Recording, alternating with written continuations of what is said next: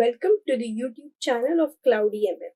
This is a new playlist in this YouTube channel, and the name of the playlist is Complete SQL Course. So in this playlist, we are going to see videos which are related to SQL, and we're going to cover basic important topics of SQL in a very short time. Okay, so if you want to learn SQL in a very short span of time, then you can go through this playlist which has amazing videos related to SQL, which you can also see and perform on yourself. Okay, so let's begin. This is the first session of this complete SQL course, wherein we're going to see an introduction about SQL and what are basically the basic concepts and various tools that we're going to use. So let's begin. So SQL, which stands for Structured Query Language, it is used for storing and managing data in a relational database management system, which is RDBMS. So relational database management system is basically where tables are stored and there's certain relation between the tables. That is the relational database management system. All the RDBMS like MySQL, Informix, Oracle, MS Excel, and SQL Server use SQL as their standard database language. So basically, SQL is a type of language which is used to store and manage data in huge amount. And SQL, Informix, Oracle are some platforms that use SQL as their base language.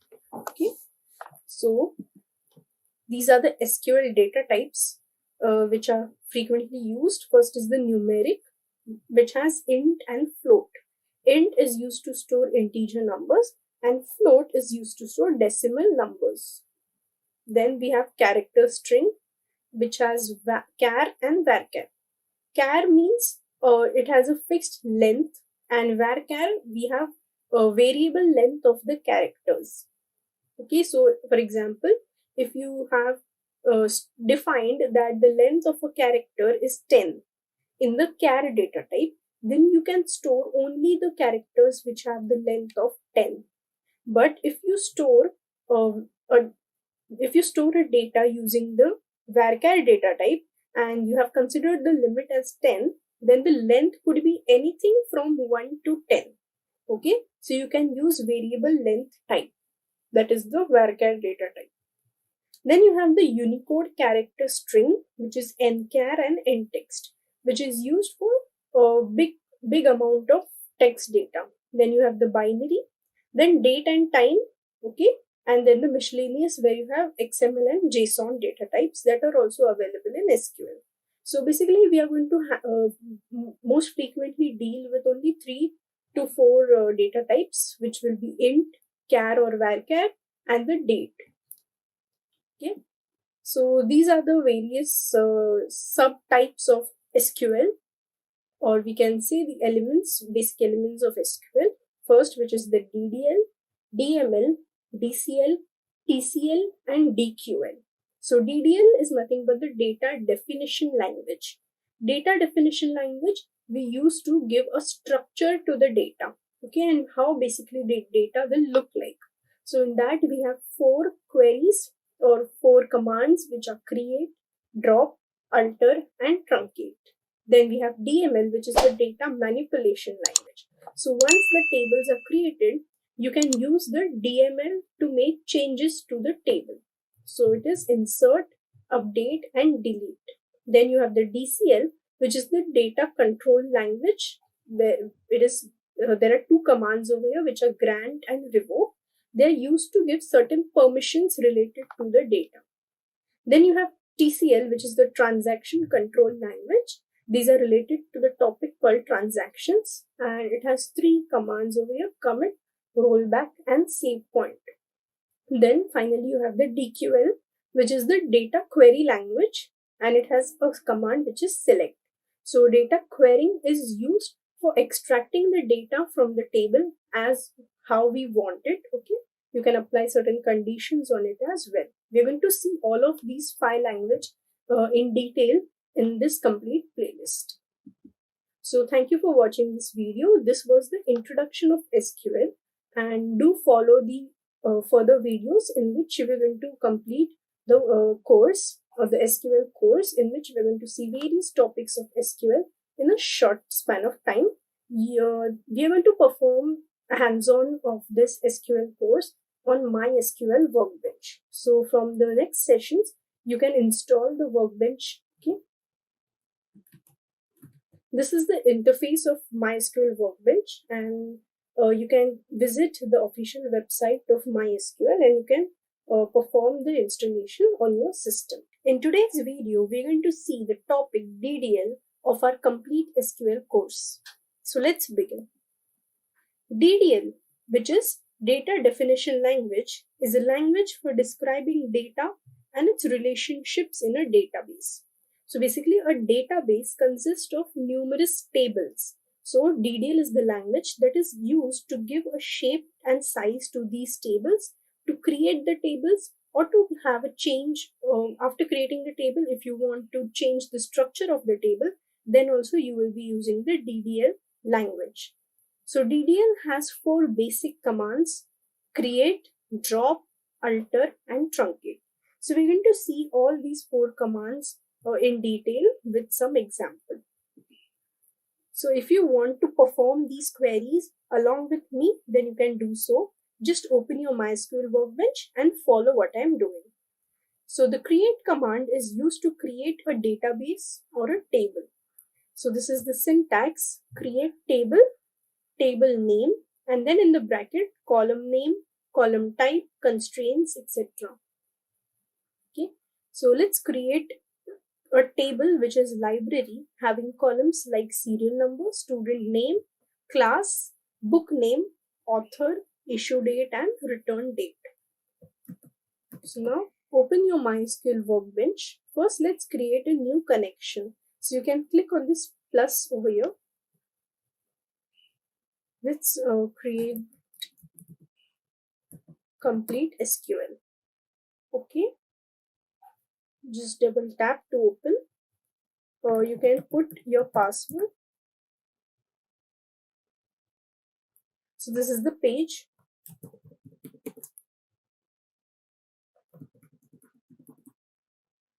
Yes. So first, in the create command, whenever you want to create a table, first you need to create a database.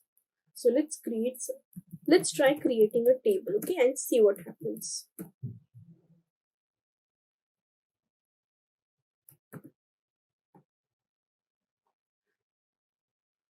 So you see there is an error which says no database selected. So basically what I'm trying to say is, whenever you create a table, you should have a database selected. So before selecting a database, let's create a database. So the command is create database, and you can give any name to your database. Let's give it as complete SQL. Don't forget to put the semicolon at the end. Okay, it is a representation of the end of a query and beginning of another query. Okay, so you should always use this semicolon. Select and run. Okay, now it has been executed. Our database has been created. Now you have to write use, then your database name, so that we enter into the database. And after this, whatever tables will be created will be done in this selected database. Now let's create our table, which is library.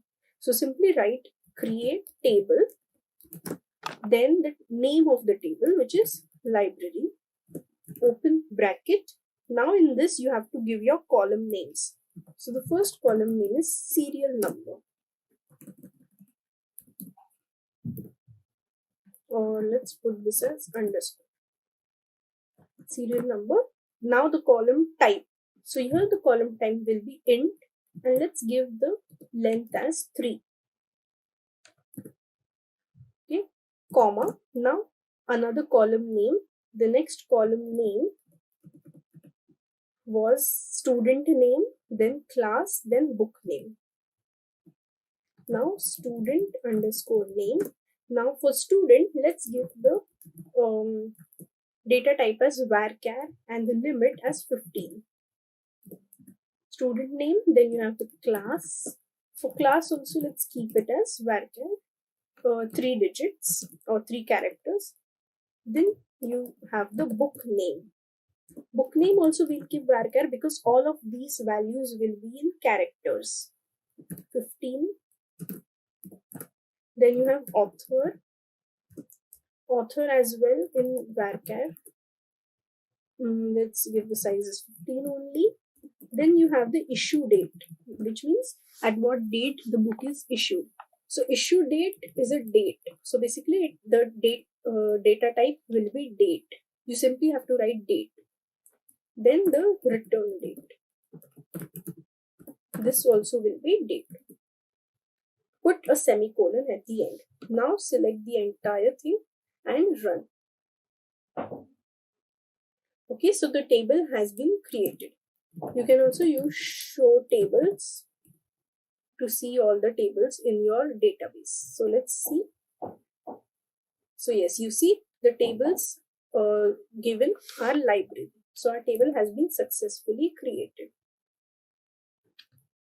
Now the next command is the alter command. An alter command modifies an existing database table. So if you want to add or delete an object in the table, then you can use the alter command.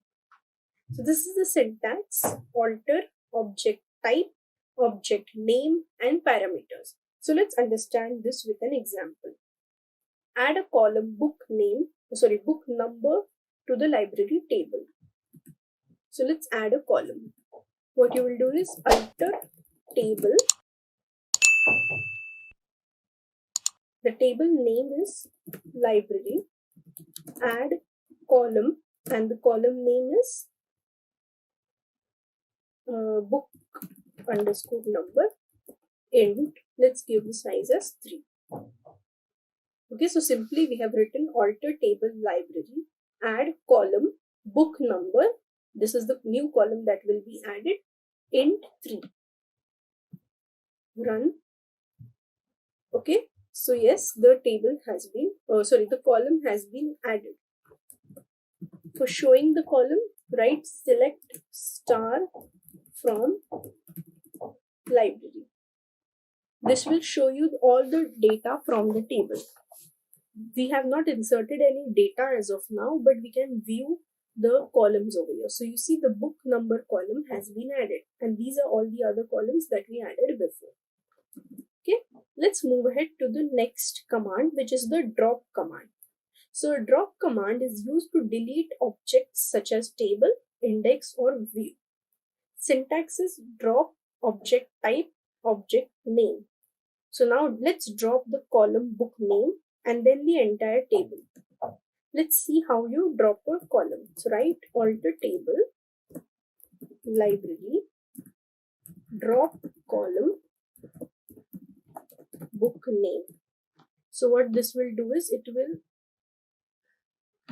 it will drop your column book name. Run. Yes, it has been executed. Now let's see if the column has been dropped or not. So you see in this columns there is no column named book name. So yes, the column has been dropped.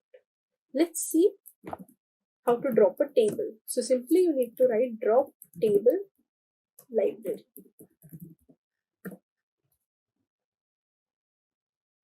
Run. Yes, the table has been dropped. Let's see if it has dropped or not. So simply we will run show tables. There is no table being showed, which means our table has been dropped. Okay, so this was the drop command. Now truncate command, similar to drop, the truncate command is also used to quickly remove all records from a table. So the syntax is truncate table name. So the truncate deletes or empties the table completely without deleting the structure of the table. Now the difference between drop and truncate is that drop deletes the structure as well, but truncate does not delete the structure. It only deletes the rows from the table. So we haven't inserted any rows as of now in our table.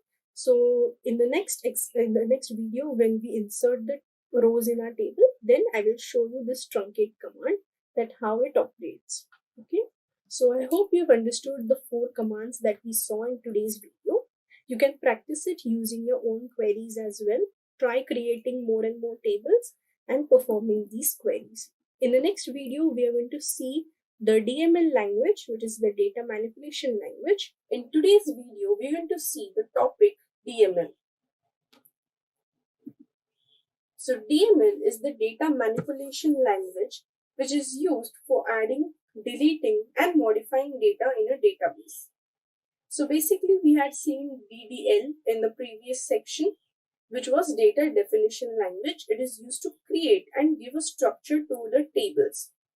Now we're going to see the data manipulation language, which is used for modifying or manipulating the data inside the tables. In this, we have three queries: insert, update, and delete. Let's start with the first query, which is the insert. Insert is used to insert records in a table as the name specifies. So this is the syntax of the insert, which is insert into table name, bracket column names, values, records. So basically column names will be the columns in which you want to enter the data, and records will be the tuple of values.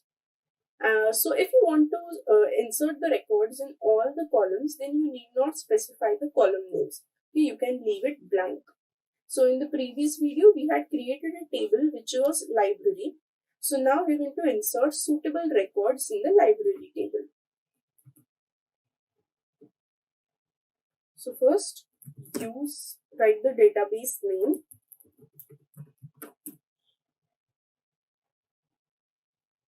Now we are into the complete SQL database. Now what we are going to do is, we are going to first let's see the table has been created or not. So show tables. Yes, we have the library table. So now we can move ahead for inserting the data. So the syntax is insert into table name, which is library, values. Now values have to be given in sequential manner as we have the columns. So you see here is a list of columns: serial number, student name, class, book name, author, issue date and return date.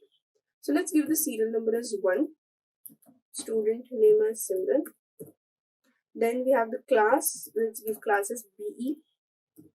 Then you have the book name, so let's give it as Angels and Demons. Author, Dan Brown.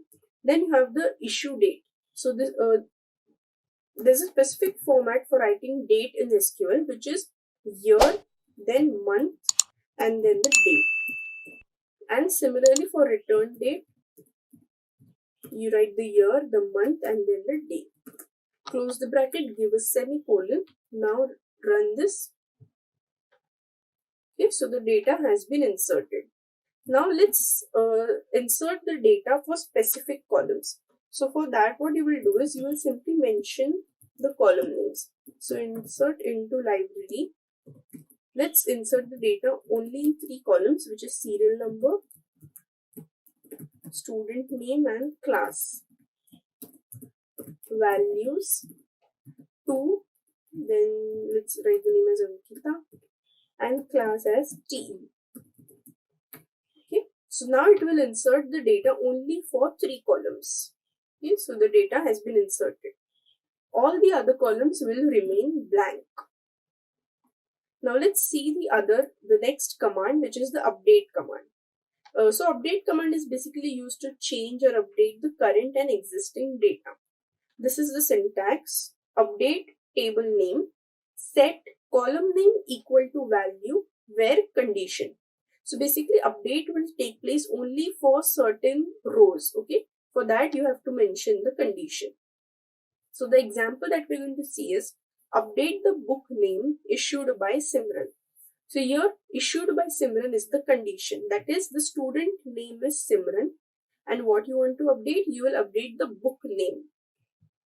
Okay, so let's see this with an example. Update table name. Okay, so the table name here is library. Set column name is book name that you want to update. Let's give the updated value as deception point. This is the new book name. Okay, where student name equal to Simran. So here it will only update the data for which student name is Simran. Before using the update command, you have a certain setting that you have to change. In the edit section, go to preferences. In preferences on SQL editor, scroll down and there is an option that you have to keep off. Here is save updates. So off it and then click OK. Now you can try to update this. Okay, so the update is successful. It has updated one row. Okay, so let's go ahead with the next query. Delete command. So basically a delete command is used to delete some or all records from the existing table. So delete from table name where condition. This is the syntax for the delete command. Here you have to give the condition. So delete the last record from the table. Okay. So last record from the table is let's consider that this is the last record, okay, which we have inserted here, serial number 2. So basically what we will do is delete from table name where condition. So our table name here is library where let's take the condition that serial number is 2 because this is the last record that we have inserted. Serial number is 2. Run this. So you see the data has been affected, okay, the row has been deleted. So this was the delete query. Now we're going to see the DQL, which is the data query language. So data query language is used for performing queries on the data within schema objects. Okay, so once our table has been created, we have data inserted into it. Next, we can retrieve the data for some other uses. So this select command is used to retrieve the data from the table, and the syntax is select column names from table name. So let's display the records from the library table. And if you want to display all the records, then you will use select star from table name. So let's see how. Now simply write select star from table name, which is library. Run. So you see 2 rows have been extracted by the query. Now let's see if you want to extract only particular columns, then how you will do. So serial number, comma, student name. Okay, suppose these are the only columns that we want to extract.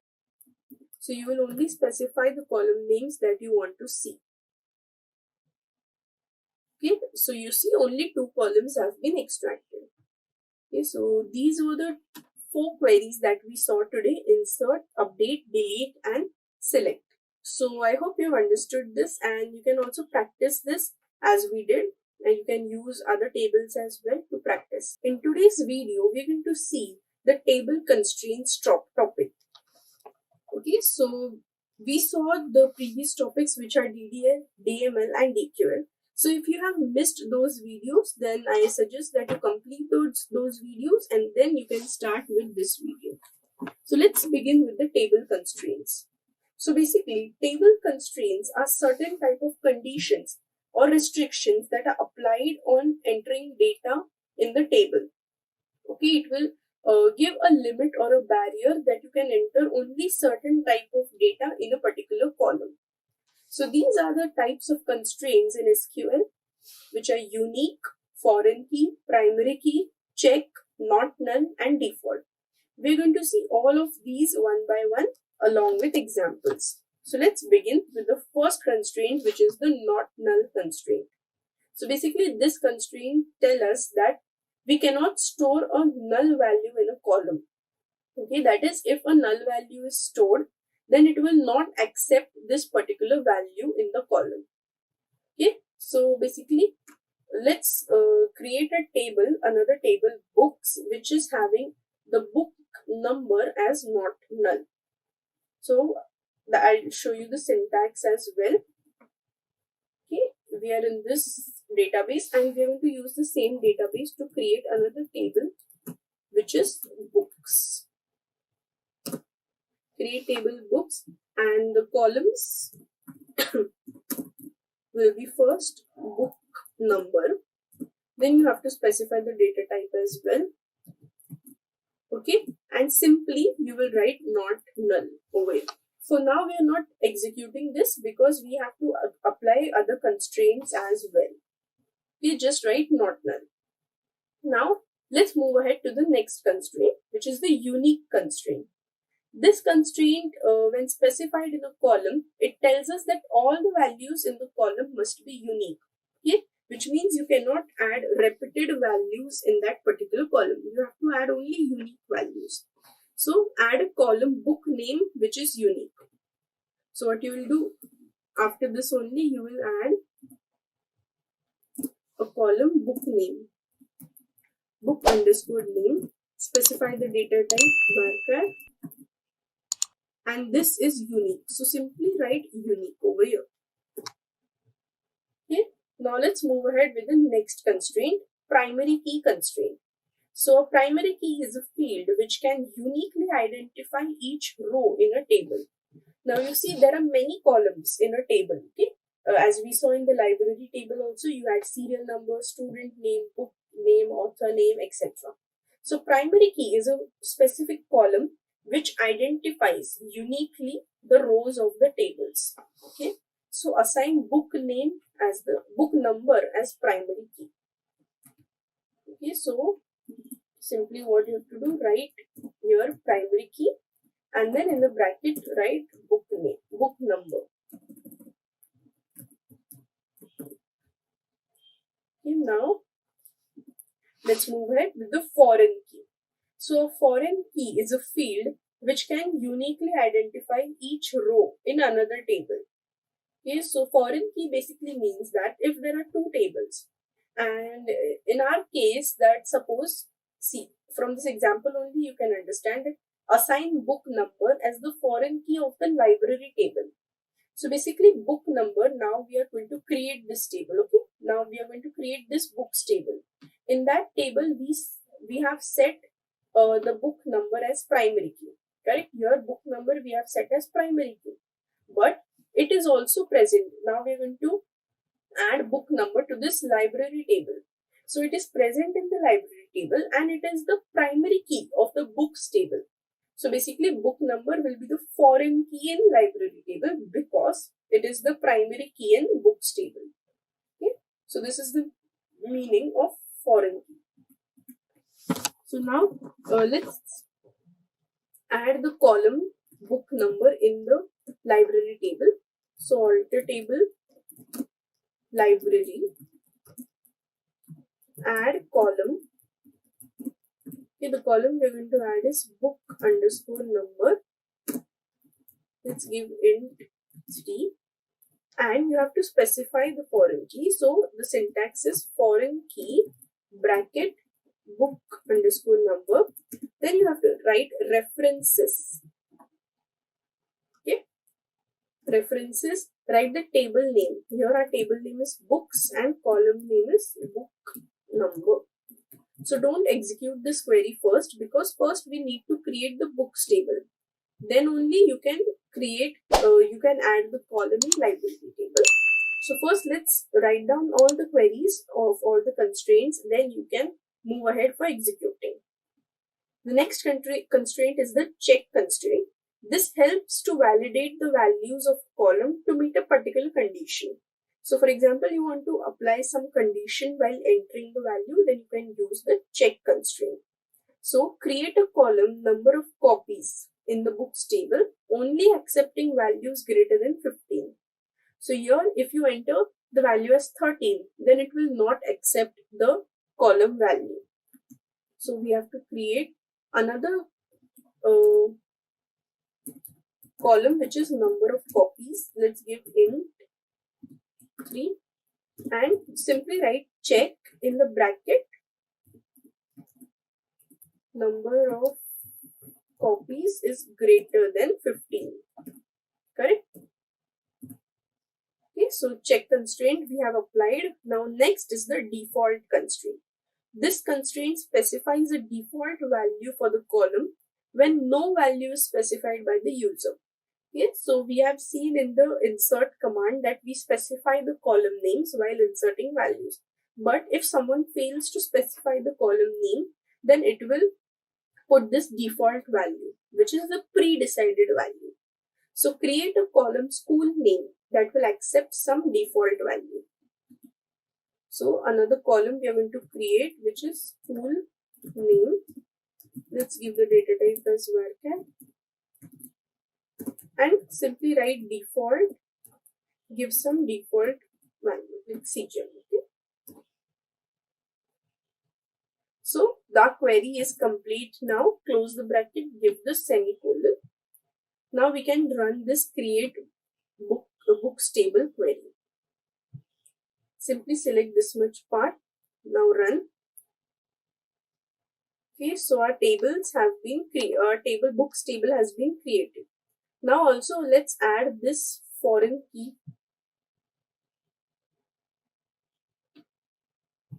Just a second.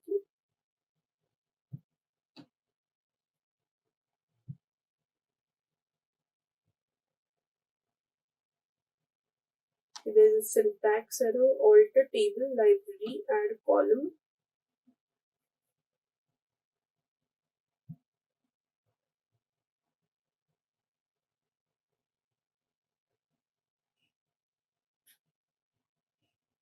Okay, so what we will do is first we will add only the column and then we will apply the foreign. So simply, okay, now we are just adding the column, which is the book number, and after that we will apply the foreign key. Okay, so the column has been added. Now again we will perform the alter table library, add foreign key. Foreign key will be book number, references, table name which is books, and column name book number. Now you can run this.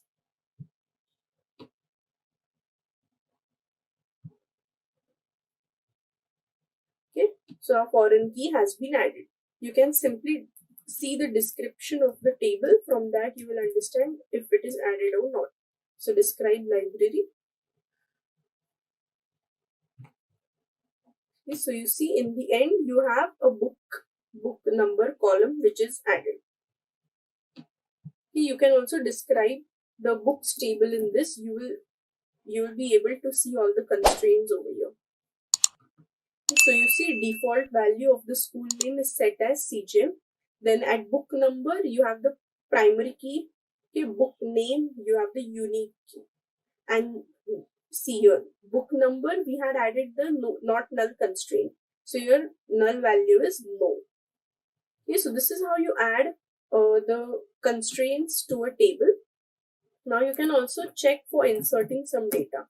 So let's check how the default constraint works. Okay, so insert into books, specify the column names. Okay, book number, then book name, then you have the number of copies, and let's not add any value to school name. Okay, then values, let's give the book number as 123, book name as Angels and Demons, and the number of copies as 16, because we are allowed to add only a value which is greater than 15. Now run this. Okay, see, we didn't get any error even when we did not add any value to the school name. Let's check what value is added in the school name table.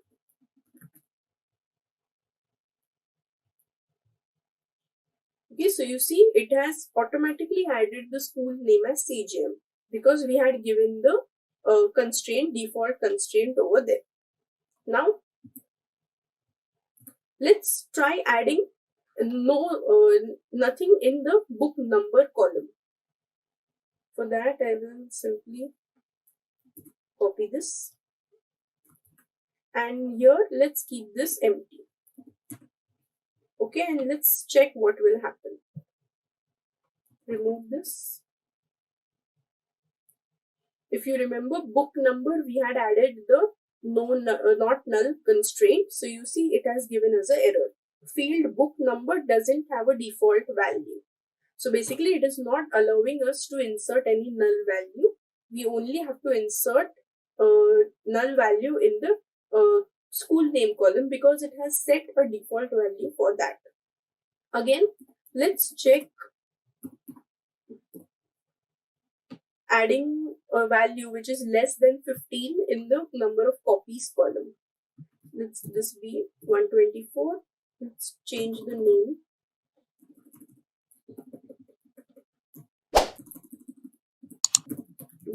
Okay, and let's give this as 10, which is greater than 15. So let's see what happens.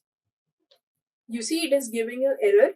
Check constraint books CHK1 is violated. Okay, so check constraint is violated, so it is not accepting the value 10.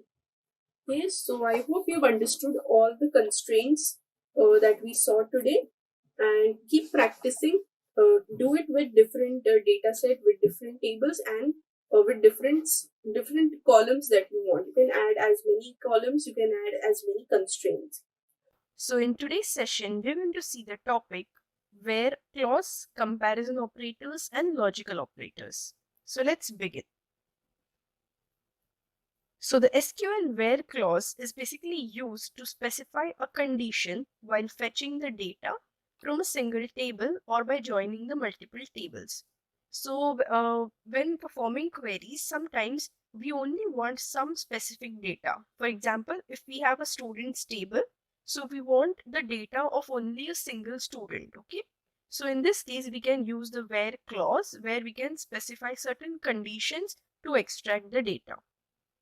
So we'll further understand this more with an example.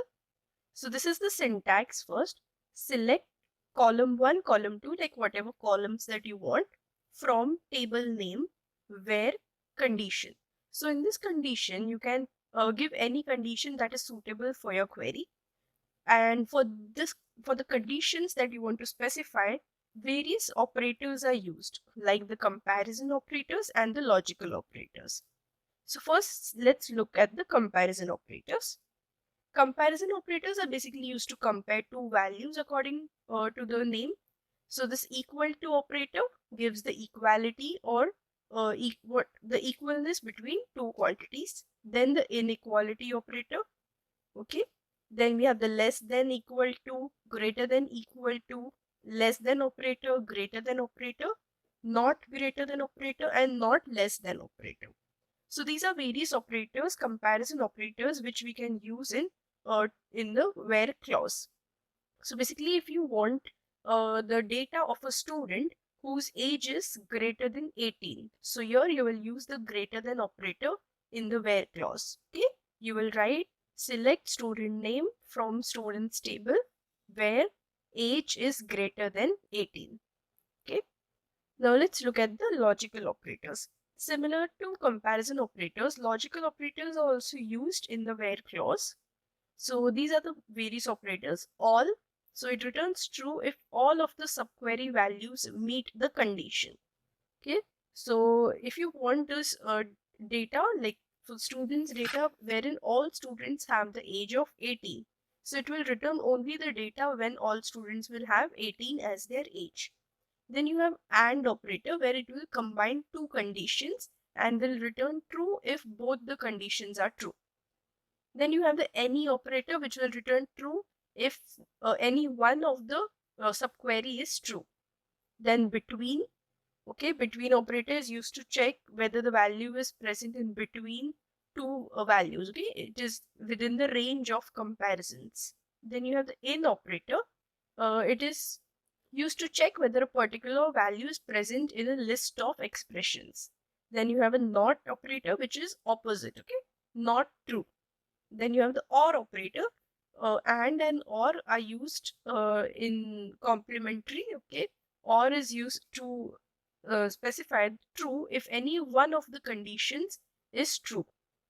Then you have exists operator. It will check whether something exists in the list of patterns. See, it returns true if the subquery returns one or more records. Then you have the like operator. It returns true if the operand matches a pattern. Okay. So for a pattern matching, we will be seeing another session in detail. Now let's solve some of these examples. So in previous sessions, we had created the library and the books table. So we'll be using those two tables to solve these examples. So the first one is show all students having issued the book deception point. Okay, so you have to extract the student names who have issued the book deception point.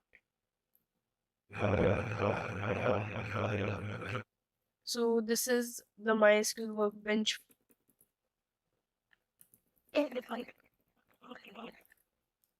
So this is our table, library table, wherein you have the records of the students who have issued various books.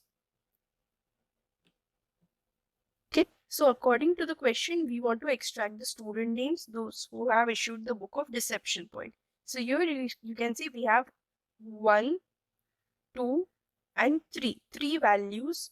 Okay, so let's see how you will write the query for extracting that. So basically you will write select, because we want to extract the data, so we'll be using select column names. So here we want only one column, which is student name, comma. Let's extract book name as well from table name, which is library.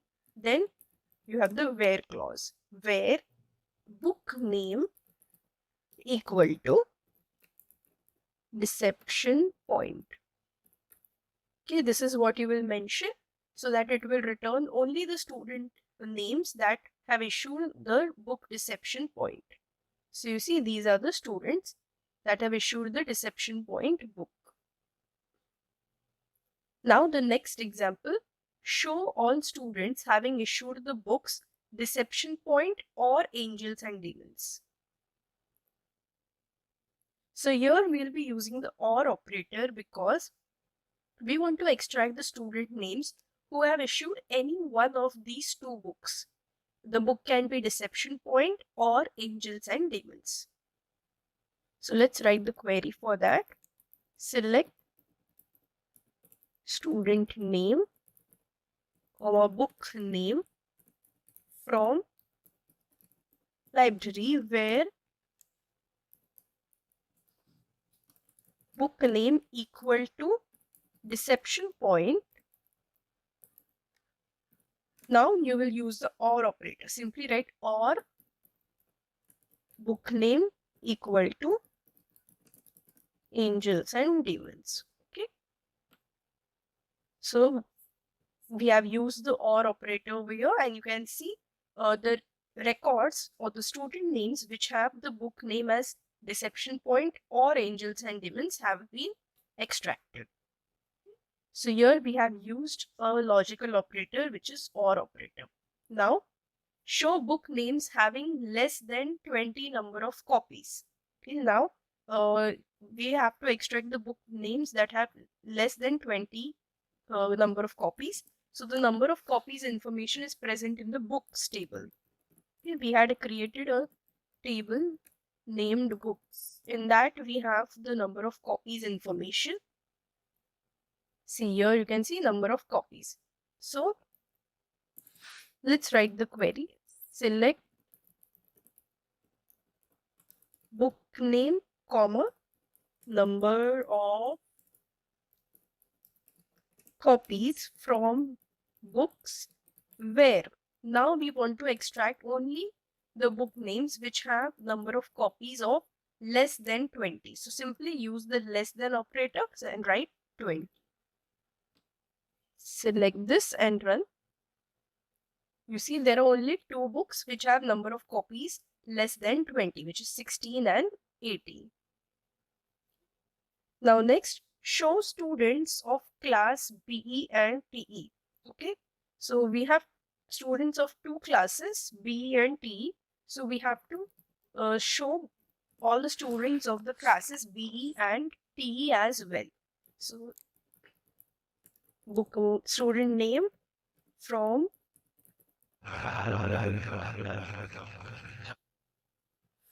library, where class equal to BE or class equal to TE.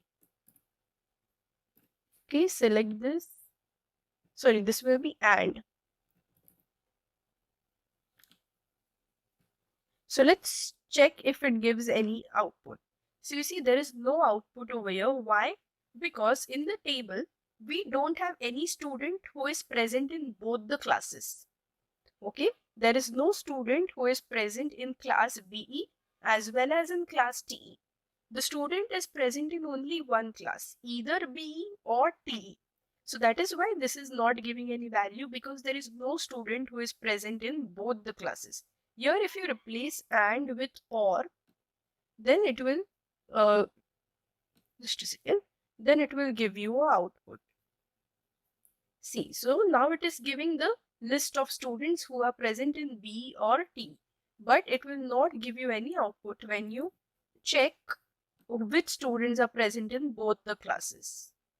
Okay, so here the student name will be M. In today's video, we're going to see another topic of SQL in the complete SQL course playlist. And the topic for today's video is group by and having.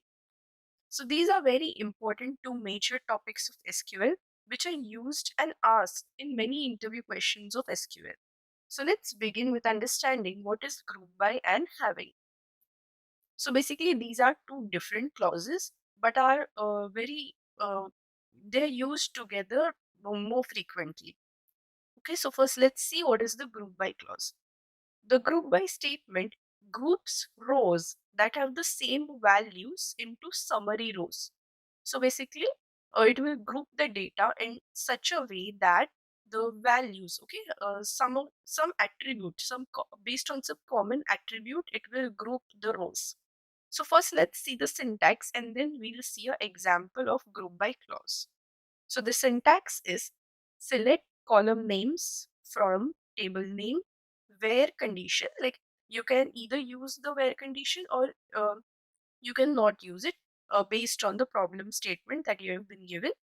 Group by column names. Okay, so let's see how it works. So this is an example of group by clause. Table here is given as this is the ID and fruit. Okay, fruit name. First ID is apple, 2 is orange, 3 is again apple, 4 is banana, and 5 is orange. So suppose you have given a problem statement that you have to find out the count, okay, the count of each fruit that is present. So visually you can see that apple is present 2 times, banana is present 1 time, and orange is present 2 times. But how will we do it in SQL? So the answer is using the group by clause, okay, along with the count aggregate function. So what it does is, see, it will combine, it will group by the data based on this fruit column. Okay, so whatever common values are there, it will group the entire data based on that value. So apple, it will group all the rows. So how many rows are there for apple fruit? 2 rows. So it will give the count as 2. Count of ID. Here you can see it is asking the count of ID, which means it will see how many IDs are present for the apple fruit. Then you have banana. Banana is present 1 time, which means it has only 1 ID. So it will give the count as 1. Similarly for orange, it will give the count as 2. Similarly, this problem can be solved for the sum. Okay, sum of ID as well. Sum means addition of ID. So what will be the answer for apple? The IDs for apple are 1 and 3. So the sum here will be 4. For banana, it will be 4 itself, because only one ID is present. And for orange, 2 plus 5, it will give the answer as 7. So you can apply 5 aggregate functions on with the group by clause. What are those aggregate functions? We'll see. Basically, aggregate functions are such functions that combine different values and give you a single value. So the first aggregate function is minimum. It will give you the minimum value from the resultant set. Similarly, you have maximum. So suppose you have a set of values, it will help you to find out the maximum value from them. Then you have the sum that we saw now. Then you have the average, which will give you average value. So in this case, you can see average value of apple will be 2 because the two IDs are 1 and 3. So the average will be 2. Similarly, for banana, it will be 4 itself. For orange, it will be 3.5 or 4. Okay. And after average, you have count, which we saw in this example itself. So there are 5 SQL aggregate functions that you use with the group by clause. Okay. Now let's see certain questions, examples with our data, which we had created, library data. So the first question is display count of students having issued each book. Okay. What does that mean?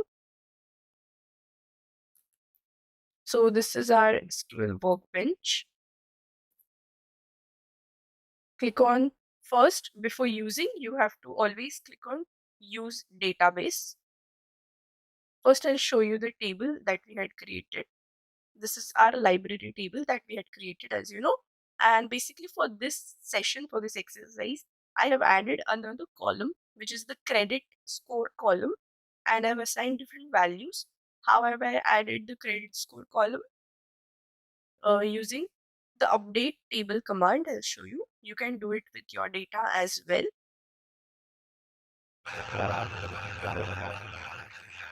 Yes, this command I've used, update library, set credit score equal to value, where serial number equal to the respective serial number value. Okay, this is how I have I've added the column of credit score. Okay, this is our table, student name, class, book name, author, issue date, return date, book number, and credit score. So what we have to find out is that how many, there are different book names. Okay, in our table we have 3 books: Deception Point, Angels and Demons, and Wings of Fire. So we have to find out that how many number of students have issued each book, which means how many students have issued Angels and Demons, how many students have issued Deception Point, and how many students have issued Wings of Fire. So let's see how we will do that. So let's suppose we are only displaying 2 columns, which is the book name and the count of students column. So first, book name, select book name, comma,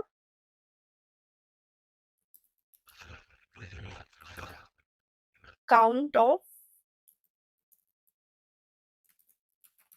student underscore name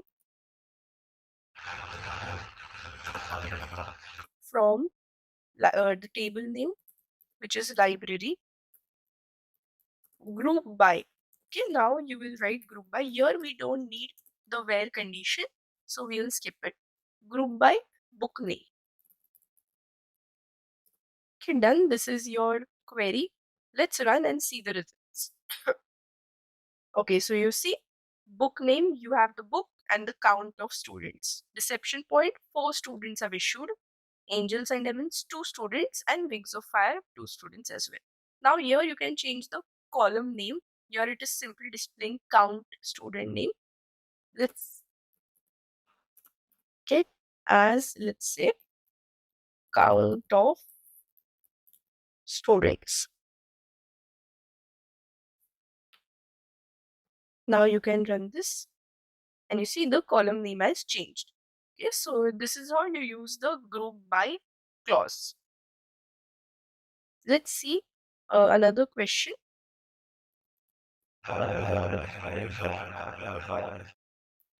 find the total number of books in the library.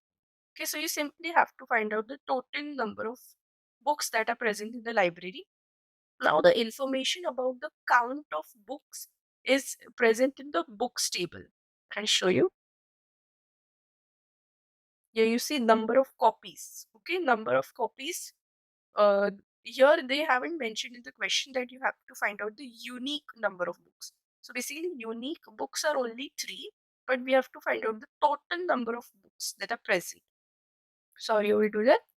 Simply select some number of copies, which is the column name, from books. So you see, the total number of copies are 59. There are 59 books present in total in the library. Okay, let's move ahead with the next question. Find the maximum and average credit score for each book. Okay, you have to find out the maximum and average credit score from each book. So basically, as I informed, I have added the credit score column in this table. So you have to find out it for each book. In the first example, as we found out the count of students of each book, here we have to find out average credit score and maximum credit score for each book. So let's do that. First, we will select the book name, comma, max credit score, comma, average credit score.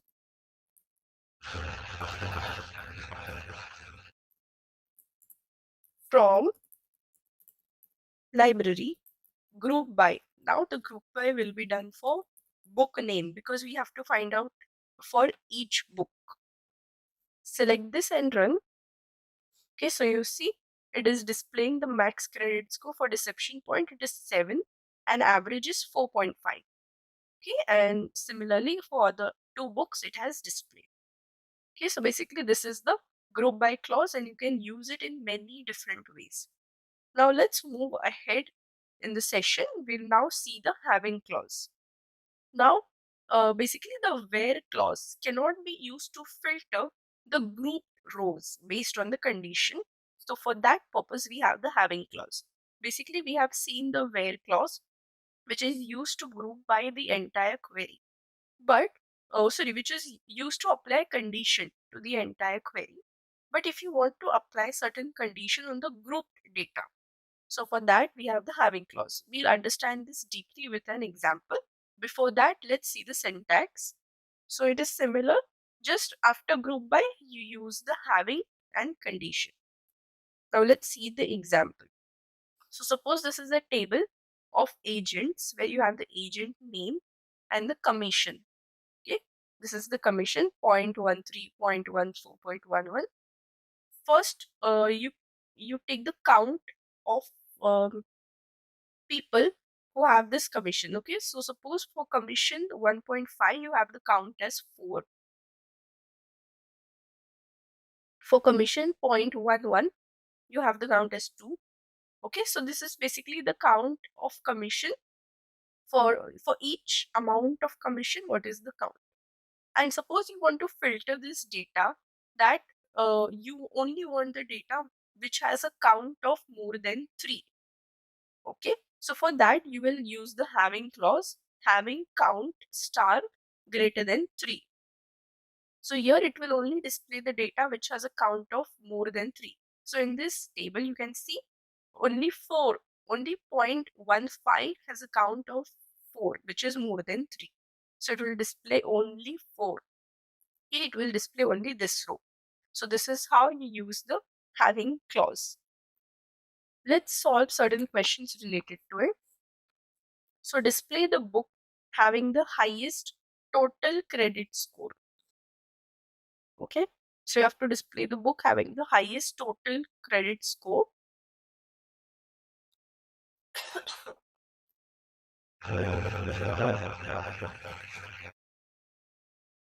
So for total credit score, basically you will use the what we say, the sum function. So for that, select book name, comma sum of credit score, because you want the total credit score and that to the highest from library. Then you have group by. Now here also you will group by based on the book name. Having. Now in having, for this you have to first know that what are the different uh, sum of credit score. Then only you can give certain condition. Correct? So for that, first let's run this and then we will understand which has the maximum. The highest credit score is by deception point. You see this 18. So now we can give the having. See, there are other ways also to do this by using nested queries, but at this stage, we haven't seen nested queries yet. Okay, so we will only use a simple having method. So having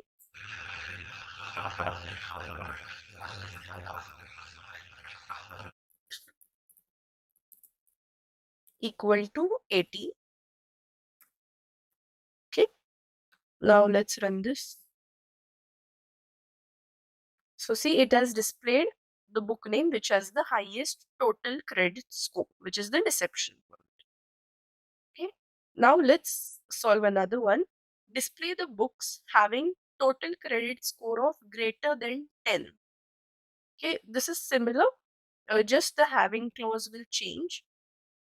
Instead of equal to 80, what we will use? We will use greater than 10.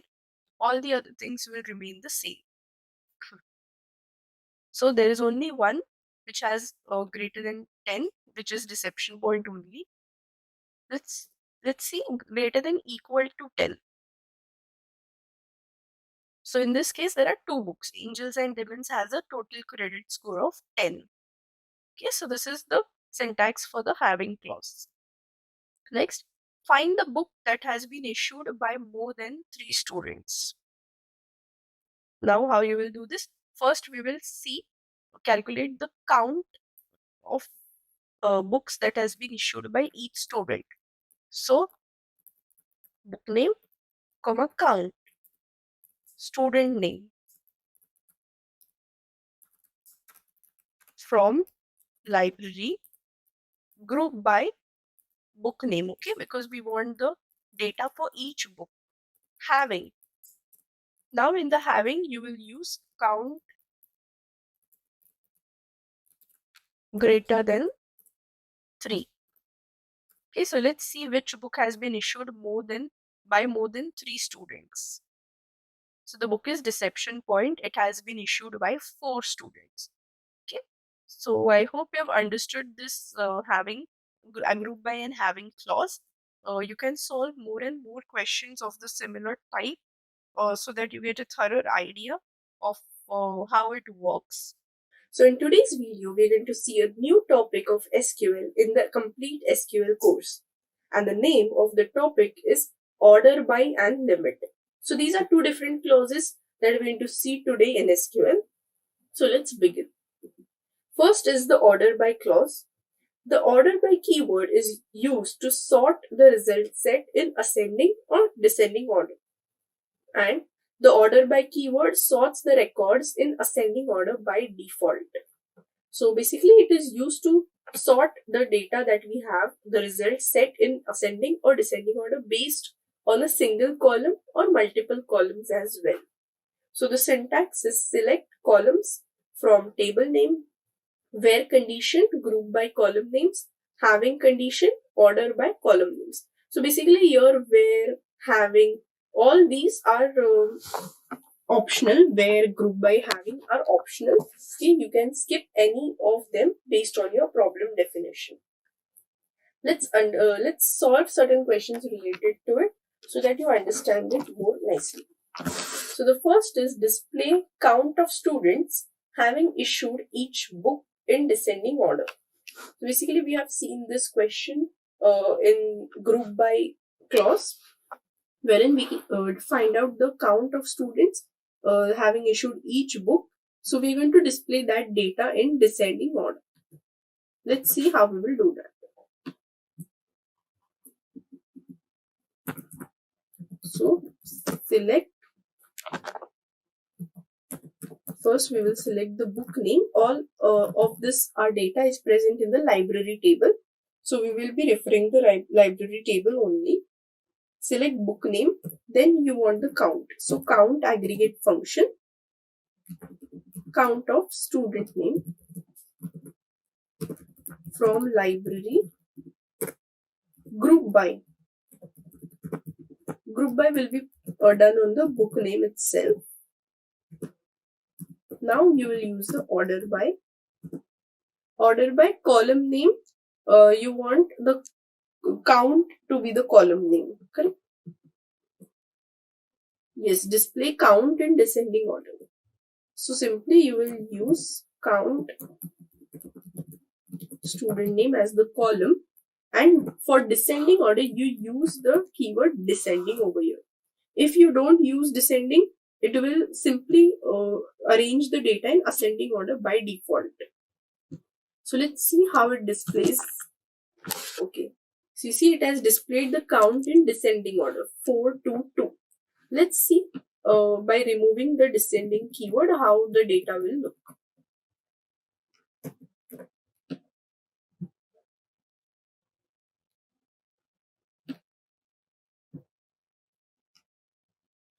Okay, so you see the data has been displayed in ascending order. First 2, 2 and then 4.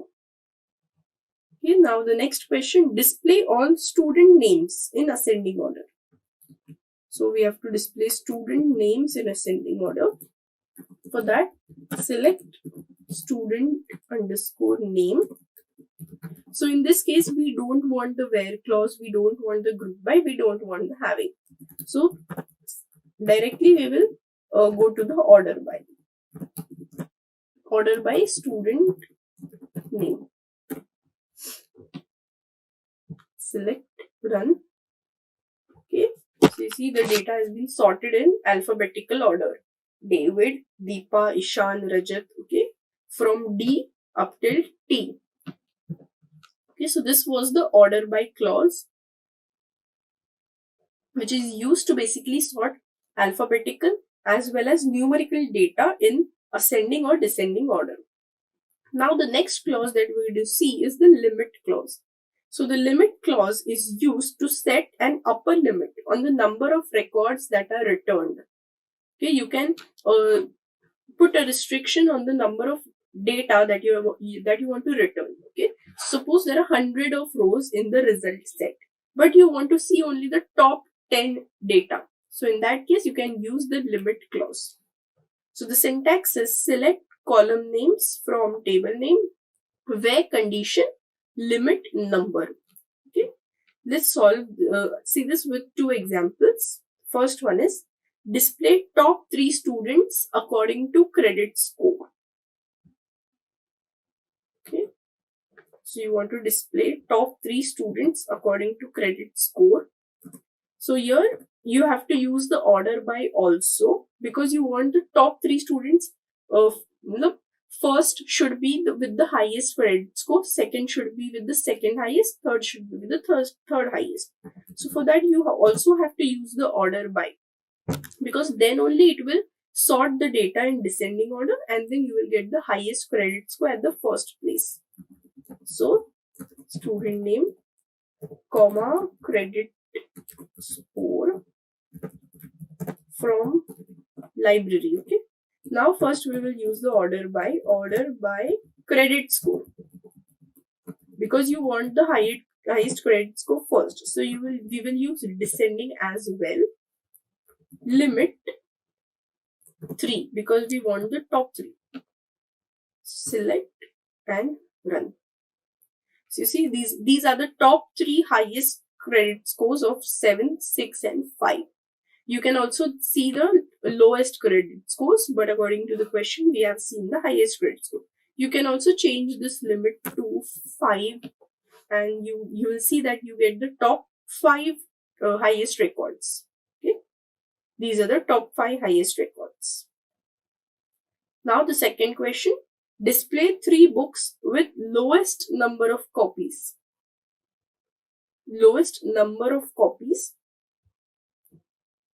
For that, we will need to add some more data to our books table. You see, in our books table, we have only 3 books. So let's first insert some data in our books table. So I'll simply copy this.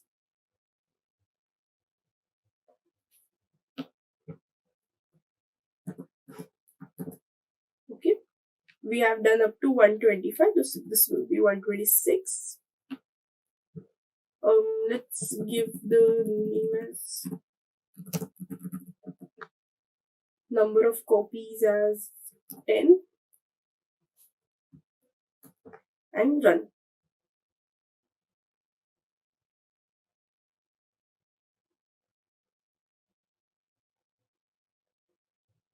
Some constraint, okay. I guess number of copies constraint is violated. Let's change it and see.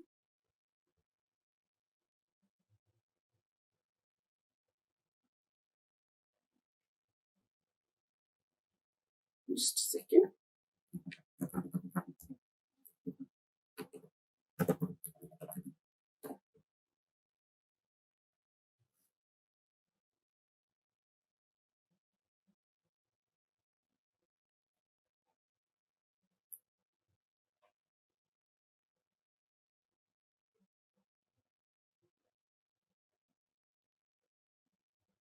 Book name is unique.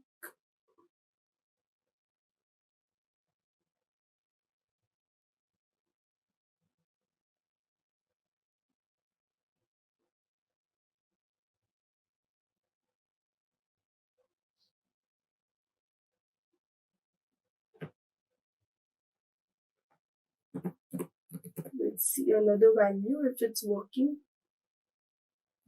Okay, yes, this value worked. So I guess we have applied a check constraint somewhere in the table constraints. Yes, you have to give number of copies of greater than 15. So this check constraint was getting violated. So that is why our data was not being able to get inserted. So now I have entered the data of greater than 15. So that is why it worked. Let's insert another 127 book name.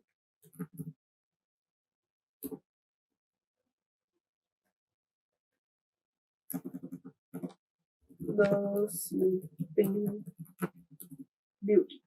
Okay. Let's keep the number of copies as 23 and run this. Okay, and then we'll insert another bedtime stories. 16. Okay, now we have inserted the data. Let's see our new books table.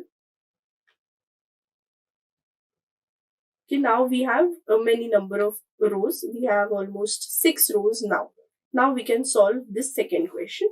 Display 3 books with lowest number of copies. Now for lowest number of copies, you will sort the data in ascending order. So select book name, comma, number of copies from books, order by, you will order by number of copies itself, but in the ascending order because you want the lowest number of copies. Limit 3. So let's see the data. Yes, you have 16, 16 and 18, which are the lowest number of copies. Similarly, you can do it for highest as well. Let's see for highest. Top 3 books having the highest number of copies. So you have Deception Point with 25, then 23 and 20. Okay. So these were the order by and limit clause. I hope you have understood it and you can practice more and more questions of these type. In today's video, we're going to see the topic joins of the complete SQL course. So let's begin with joins. So SQL join statement is used to combine data or rows from two or more tables based on a common field between them. Okay, so suppose if you want to retrieve some data which is present in both two tables or two or more than two tables, then you can use the SQL joins. Okay, and there are various types of joins that we're going to see ahead, but this is the general syntax of SQL joins. So see, select column names from table 1, like whatever is your first table, left outer join table 2 on table 1 dot column name equal to table 2 dot column name. So basically this is your common column between two tables, and this is the alternative syntax. There is a separate syntax for some of the joins that we will be seeing in the exercise. So these are the various types of joins you can see. First is the cross join, inner join, left outer join, right outer join. This is also called as simply left join and right join.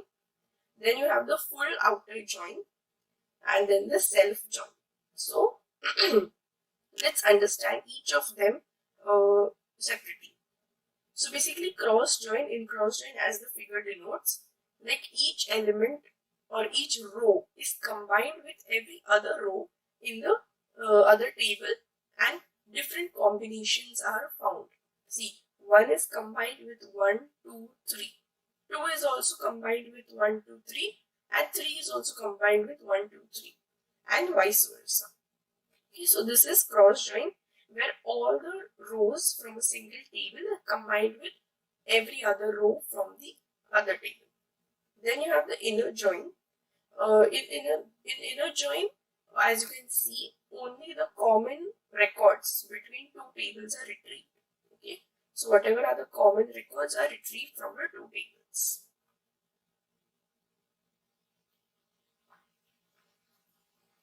Then you have the left outer join or left join. In this case, suppose this is the A table and B table. So you see the A table is present on the left side and B table is present on the right side. So what will happen? All the records, okay, every record from A table will be retrieved along with the matching records between A and B. So this blue circle denotes all the records from A.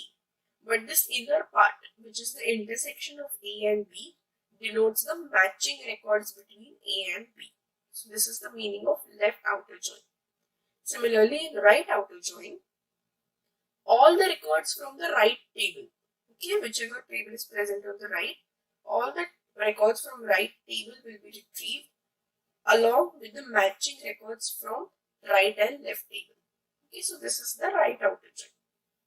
Then you have the full outer join, in which every single record is retrieved along with each record from right table, each record from left table, as well as all the matching records. Okay, that is the meaning of full outer join.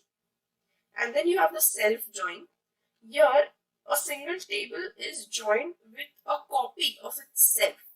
Okay, suppose this is a table A, then it is joined with itself, and we're going to see how it is joined. So these are some of the examples that we need to solve. First one is perform inner join on library and books table on common column of book name. So let's do that. As you know, we had created a database of library. So first we are going to click on use the database. We have two tables, library. This one is the library table, as we know, and we also have the books table. So we have to perform an inner join on these two tables based on the common column of book name. So select star. Just pay attention on the syntax. So we have select column names. I want all the columns, so I specify star. From library, this is the first table, inner join books. Now books is the second table. On. In on you have to specify the common columns. On library dot book name, which means the book name column from the library table equal to books dot book name, which means book name column of the books table. So the query is complete. Simply select and run. So you see it has displayed all the columns. See, from serial number up to credit score. These are columns from the library table, and beyond that, from book number to school name are the columns from the books table, and it has retrieved all the common columns between them. Sorry, common rows between them. Okay, so this was the inner join in SQL.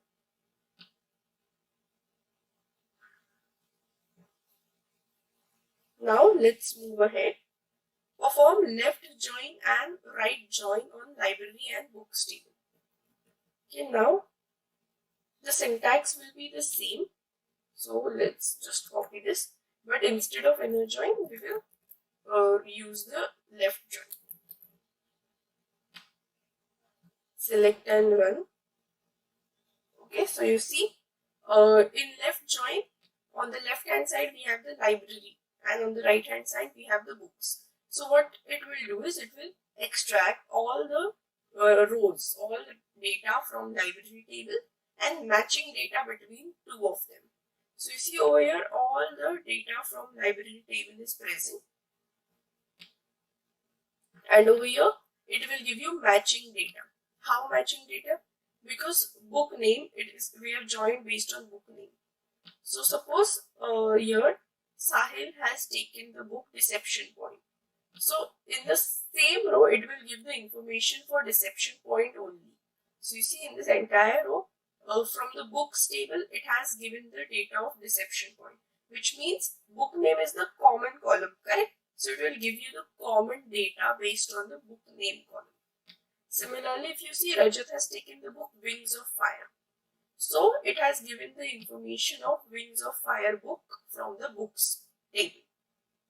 Okay, so this is the meaning of left join. Now we will see that what is the difference between left join and right join. Like what different result you get. In left join, just observe that we had all the data from the left table, and based on that we had data on the right table. Now let's see what happens in right join.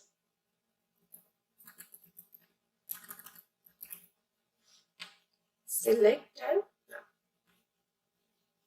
Okay, so you see the first thing that happened is here in the library table, data from the library table, the serial number has changed. See, it is not from 1 anymore. It is from 5, 2, 6, 3, 1, 1, 7, 4. Okay.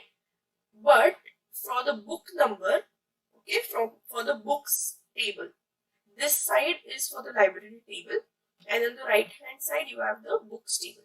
So you see each and every data from the books table is present over here. See 1, 2, 3. It is present in a particular order. Okay, from 123 to 128, it is present in particular order, and according to this data you have the student name. Okay, so you see if Angels and Demons is issued 2 times, then both the student data is present over here.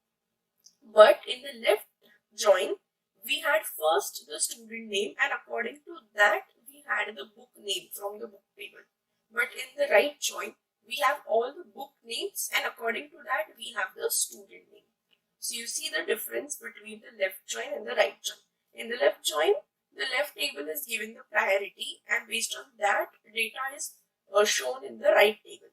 But in the right join, the right table is given the priority, and according to that data is shown in the left table. Okay. So I hope you understood the major difference between left join and right join. Now let's move ahead. Perform self-join on library table. So you have to perform self-join. So simply we will select star from library L1, comma, library L2. What is this L1 and L2? It is nothing but they are called as aliases, which means we use it as a dummy name, okay, for addressing the table. Now we want two copies of the table, correct? So L1 and L2 can be considered as temporary copies of the library table. And this is the syntax for self-join. So you see, this is the entire data that has been retrieved for self-join. It is joining the table with itself only. Let's have a look at the cross join as well. So select star from library.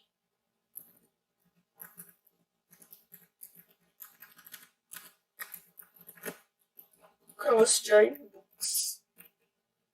As we've seen that what cross join will do, it will combine each record with each other record. So you see, all the rows of Simran will be combined with every other row of book name. And the data which is generated in the cross join is huge. As you can see in this.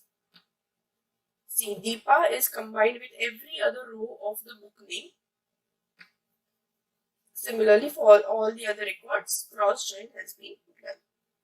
We will be watching a video based on SQL case study, and the name of this case study is Data Mart Analysis.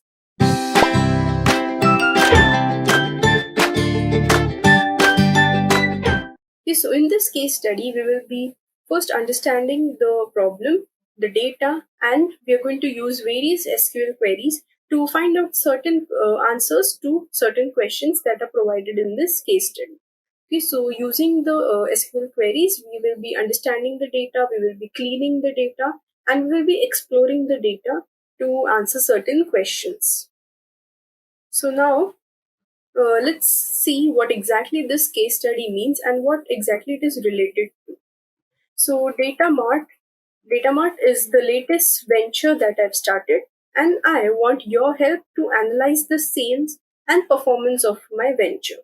So in Data Mart, it is just a shopping business, okay, in wherein customers can buy various products through two platforms. One which is the retail platform, and other which is the online platform. Okay, so in June 2022, large-scale supplies changes were made at Datamart, and all the Datamart products were now using sustainable packaging methods, which means packaging methods that are not harmful to the environment.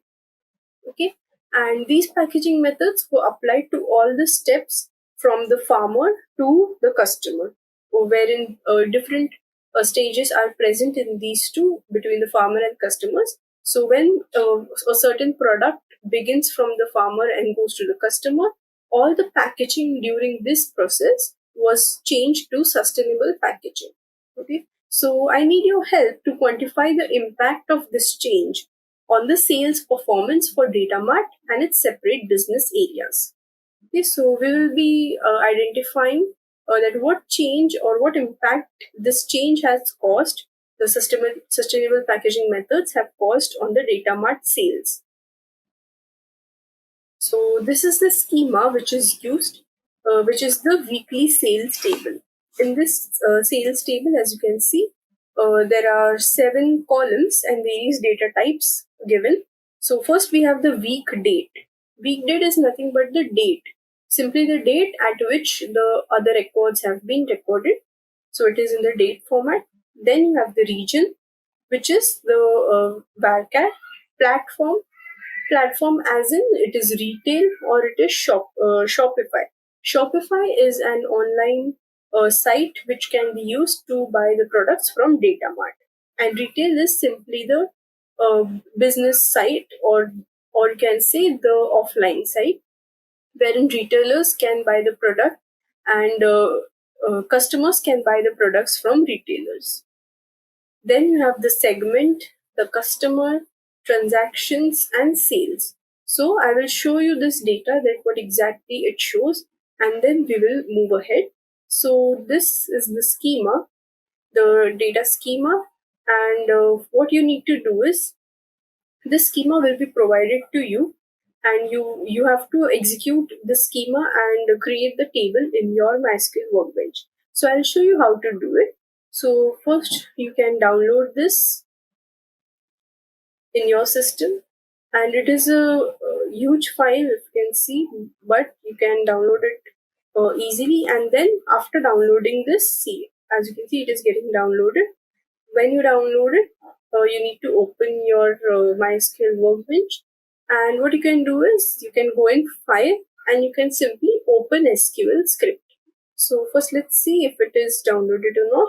Yes, it is downloaded. The name is data mart schema. So what you will be doing is file and open SQL script. So it may be in downloads because I have downloaded it. Then search it. So you can see data mart schema.sql. Then it will be open in a different tab, as you can see. And in this SQL file, you can see that we've created a database, then create a table which is given in this data mart, which is the weekly sales table. So if you can see clearly that it is creating a table, weekly sales, wherein you have week date, region, platform, segment, customer type, transactions, and sales, and the corresponding data types as well. And after creating the table, we've also inserted numerous records. This is a huge table. If I'm not wrong, we have around 17,000 records, and these are the queries for inserting that 17,000 records. Okay, so after loading this file in Workbench, you can simply run using the run option, and then you will see that your table is created within the specified database. So let's use the table so that I can show you the table.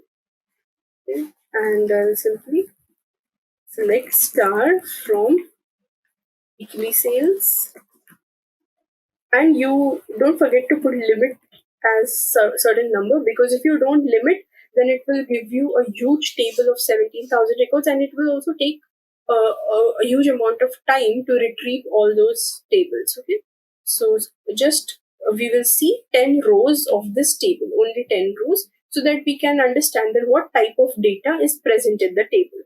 Now run this. So as you can see, this is the table, the 10 rows. So you have week date, okay, which is in the date format, 31st August 2022. Then you have the region, see, like Asia, USA, Europe, Africa, Canada, again Africa, Asia. Okay, you have different regions. Then the platform, which is retail or Shopify. Retail is the offline platform, whereas Shopify is the online platform which can be used to order any products from Datamart. Then you have the segment, C3, F1, null, C1, C2. You will understand what exactly the segment means. This is nothing but some personal information about the customers. C, like this is couple. C is for couple, F is for family who have visited the data mart. And then these 3, 1, 2 numbers indicate the age group. Okay, I'll tell you in detail what these numbers indicate. Then you have the customer type, which is new, guest, existing, etc. Then you have the number of transactions on that day, on that particular day, or for the particular region, for the particular platform, etc. And the total amount of sales in dollars. This is the total amount of sales, like what amount that you have generated by particular sales. So this was the table and the various data into it.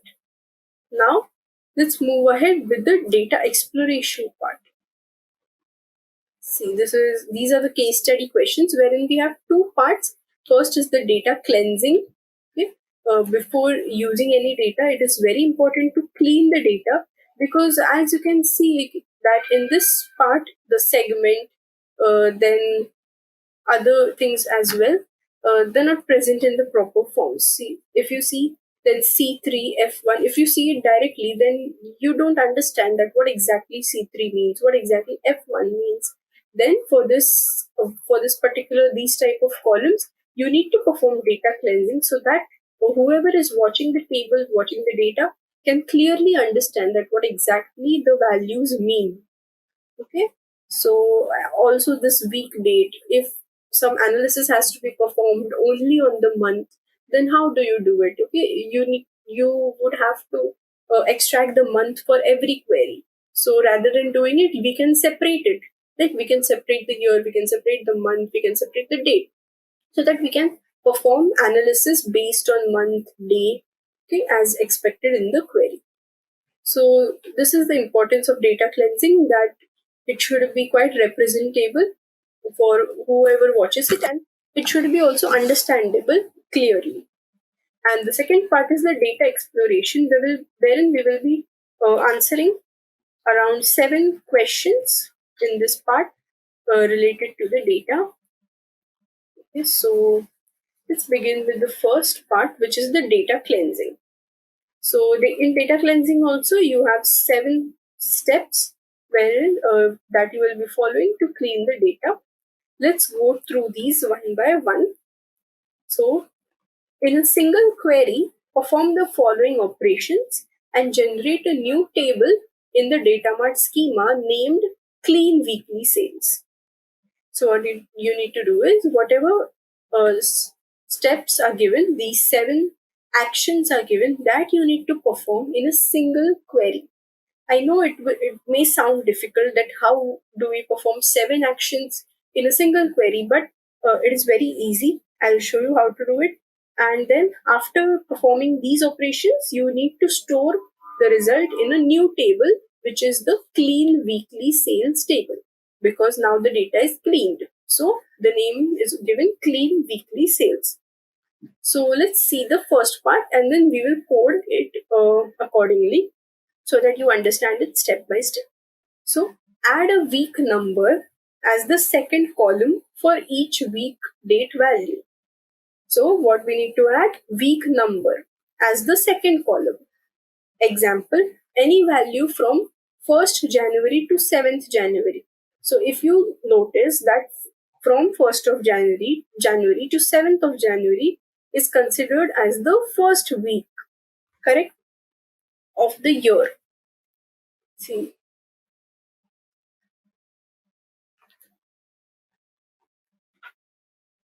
1st of January, 1st Jan 2022. Just a second.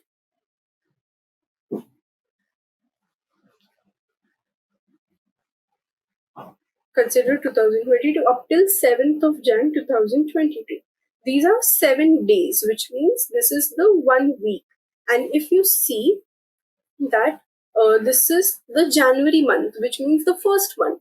So this will be considered as the first week of the year. Correct? The first week of the year. Similarly, after 7, we have 8th January. Okay? And 8th up till the next week will be around 15 January. Correct? So this will be the second week of the year. This will be the second week of the year. So similarly, you have to segregate the data, which means you need to add a second column. Suppose that the first column we have is the date, correct? The date, then you need to add a second column, which is the week number, wherein if suppose the date is 1/7/20, then you need to add the week number as 1, because this is from the first week. Similarly, if the date is 2/3/20, then you need to add the corresponding week number. Okay. If I go to calculate, it will take a much greater time, but in SQL we have a function week which can be used to find out the week number. Okay. So let's do it. So I hope you understood that what we need to do. So let's first perform the first step, which is to add a week number. So what we will be doing is first we will be creating the table, which is the clean weekly sales. So create clean weekly underscore sales, and we don't need to add any columns differently or separately. Why? Because we are going to add the data which is on which we are going to perform data cleansing from the weekly sales only. We are going to perform data cleansing on this weekly sales table, and whatever clean data we have got from performing the actions, we're going to store that data in the clean weekly sales. Okay? So what we will be doing is we will be using the keyword as. Okay, as select week underscore date, comma. So the first column should be the week date, correct? Because the first column in our original table, in the weekly sales table, is also week date. So it has not been measured anywhere that you want to skip week date. You have to add a week date. So that is why the first column that I've mentioned is the week date. And then it has been given that you need to add week number as the second column. So on the second position, you will be adding this week date column. So what you will do, we have the week function in MySQL, and you will simply pass the week date because you want to extract the week number from this week date column. So, and give the column name as week number as it has been mentioned in the question. Similarly, okay, so now we have completed the first step. From the given number of steps, we have completed the first step now. Now the second step is add a month number with the calendar month for each week date value as the third column.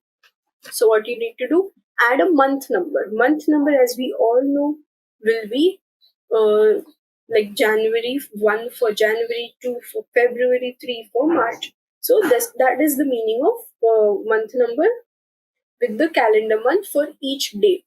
So our next step will be to add the month number as the third column.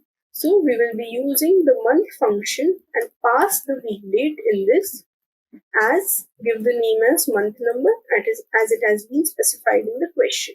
You can give any other name as well. See, we have been given add a month number. Okay, so we are just giving the name as month number. So we have performed the second step as well. 2 steps we have been done. Now add a calendar year column as the fourth column containing either 2018, 2019 or 2020 values.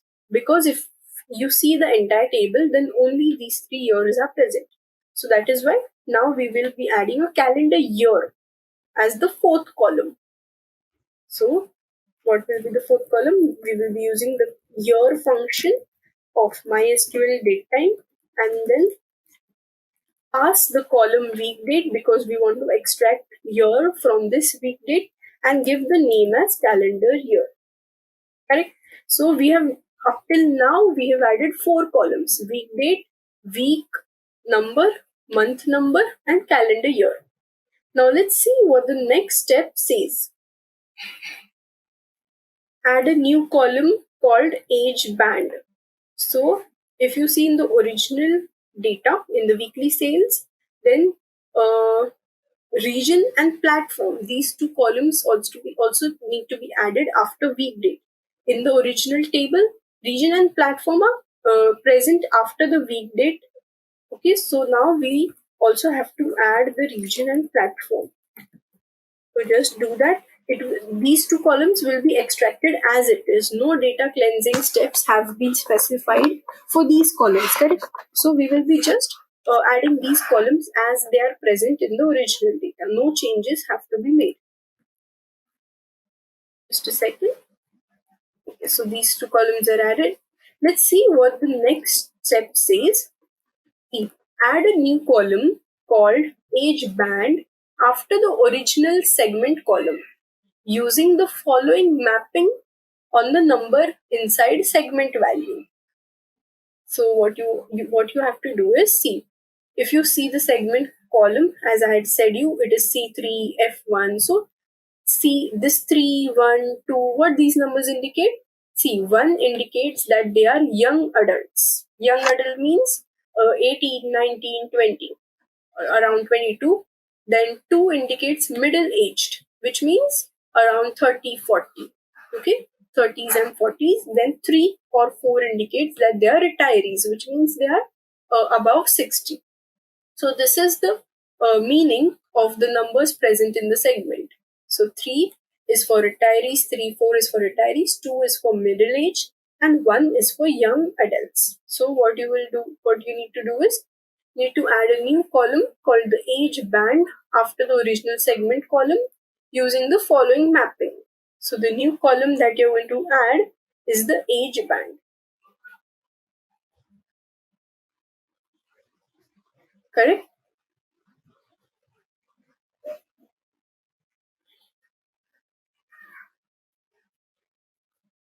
So let's do it. So what you will be doing is, we will be applying case in this part. Why? Because we have 3 cases, right? We have 3 cases that the segment can be 1, 2, 3 or 4. So we have 3 cases, right? So for that, for the ease of operation, we will be using the case function in SQL. So when right, I'll explain this code to you, don't worry. Right of segment is 1. Then you need to give the name as young adults. Okay? And when right segment, now we will be considering the second case where the right part is 2, which means the segment is 2. Then you give the value as middle aged.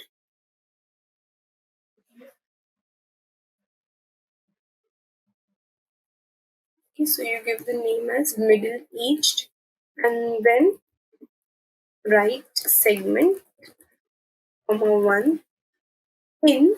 Now in this case we will be using in operator. Why? Because we have 2 values to compare, which is 3 and 4. Here we had only single value, so that is why we used 1 and 2. But here we have 2 values, so we need to use the in operator. Then you will give the name as retirees, correct? And now we also have one case which is not given over here, which will be the else case, where null value is found. So whenever null value is found, we will give the name as unknown. So this was the and finally you also need to end. So end as age band. Why? Because it has been given in the question that we need to give the column name as age band. So that is why we have end as age band, so that it can give the column name to this data as age band. So I'll tell you that why we have used the right function and what value we have passed to it. Okay, so let's take the example of C3. So in this C3, C and 3, we have the number 3. So if we apply the right function in SQL, the right function does what it does is it extracts the right part of whatever expression or whatever value that we are passing. So we have passed the segment value, which is nothing but C3, correct? This is the segment value, which is C3. So what it will do is, we have wrote the function that right of segment, comma 1. Then what is this comma 1? Why we have passed the value 1 over here? Which means that it will only consider the right 1 value, which is the first value from the right. So in the case of C3, it will consider only this value. If you had put the value 2 as here, so it would have considered C also, because it is the second right value. But now we have put the value as 1, so it will consider only 3. Then it will compare in these 3 conditions that where 3 is present. So it according to our coding, according to our query, it is present in this third condition, wherein we compare it with 3 and 4. So it is present, right? So that is why it will be giving the name as retirees. Okay, so this will be given the name as retirees. Okay, similarly, we have this F1 value, correct? So in F1 also, the right part. The first right value is 1, and according to the given question, it will give the value as young adults. Correct. So that is when we have written the query using the right function. Okay. So now let's move ahead and see what the fifth step is saying. So add a new demographic column using the following mapping for the first letter in the segment values. So in segment value, we had the combination of a letter and a number, correct? So we have applied the cleansing to the number, but now we also want to represent this letter, which is C for couples, F for family. So you need to apply this demographic. So let's do that. That we have to add a new column, which is the demographic column. So let's use case again. Case, then when, case when. For now in this we will be using the left function, because the C and F part is the left part of the value. So we will be using the left function, left segment comma 1 equals C. So that if it is equal to C, then the value will be given as couples, and then if the value of the segment, the left part of the segment is 1, if the value is F, then it will give the value as families. And if neither is present, so if the value is null, which means then you need to give the value as unknown. Okay, because null values may give error in value query, so that is why we will give the value as null. Unknown, and this column as demographic column. Right. So what in this case, what we have done, we have used the left function, because in this part, in this C3 F1, if you see that this is the left part, correct? If C and 3, so this is the right, and this is the left part, the C. So if the left part is C, then it will give the value as couples. If it is F, then it will give the value as families. So our fifth step is also complete, and a new column demographic has been added.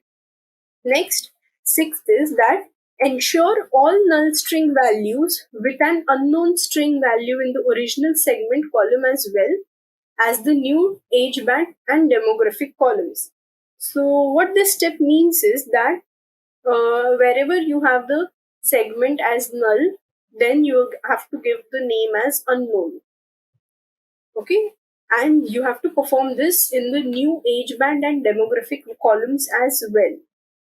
So what now we will be doing is, if you see, then from the original data we didn't consider this segment value. So that is why now we will just add the segment column in its original place, which is after the platform column. So let's do that. After the platform column, now we will add the segment column as well. So let's consider the case where segment is null, because we have many null values for segment. So if the segment is null, then you have to insert the value as unknown. Okay? And else you just need to insert the segment as it is, and give the column name as segment only. Now we added the segment column as well. Then we added the age band column, then the demographic column, and now we have the other columns like customer type, transaction, and sales. So let's see what is the seventh step. Generate a new average transaction column as the sales value divided by the transactions, rounded to 2 decimal places for each record. So before doing that, we will simply add the remaining 3 columns, which are the customer type, the transactions, and the sales column. So let's do that, and then we will go to the seventh step. Why? Because we also want these columns in the exploration part. So that is why we are not dropping any of the columns. We are considering that columns, but we are also adding new columns along with that. So we want average transaction column, okay, and wherein the sales value is divided by the transactions and rounded to 2 decimal places. So what we have to do is first use the round function. In the round function, you will divide sales by transaction, correct? Simply, we have to divide the sales by transactions and round the value to 2 decimal places, and then close the round function. And the column name that has to be specified is average transaction, correct? So AVG transaction. And finally, as we see, all 7 steps have been performed. So you need to close this. And if you remember, then we had started the select statement. See, this was a select statement, this entire query. And we need to select all this data from a table, which is our original table, which is weekly sales table. So just specify weekly sales over here, or else it will give you an error. So first, let's run this and then I'll show you the entire data. Okay, first I need to drop this because I'd already created it. So drop clean weekly sales and then we might create it.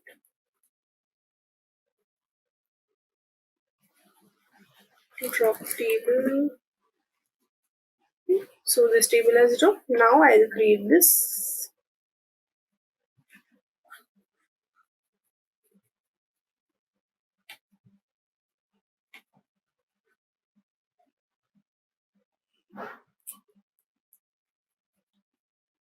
So this table is being created. Now let's see that how this table looks like. So select star from clean weekly sales, limit 10. Don't forget to limit. So you see that various new columns have been added, like week number, month number, calendar year. Then you have the segment, which is the original column. Then the age band, the demographic. See, C3. For C, it has given retirees, and for C, it has given couples. For 3, it has given retirees. Then you have the customer type transactions and the average transaction as well. Okay, so this was the queries for data cleansing part. So if you see, this is the entire query that we have performed. I hope you have understood the data cleansing part. And now, without wasting time, let's move ahead with the data exploration part. In data exploration part, we just simply have to answer 7 questions based on the data that we have cleaned now. Okay, so let's move ahead. Let's start with the first question in the data exploration, that is, which week numbers are missing from the data set. Okay, so we need to find out such week numbers that are missing. So if you consider that in a week, just a second, I'll shift this below.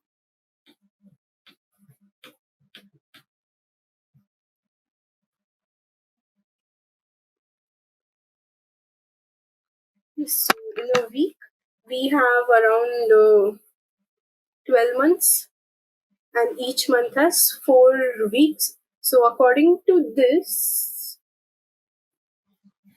in a year, we have 52 weeks. Okay.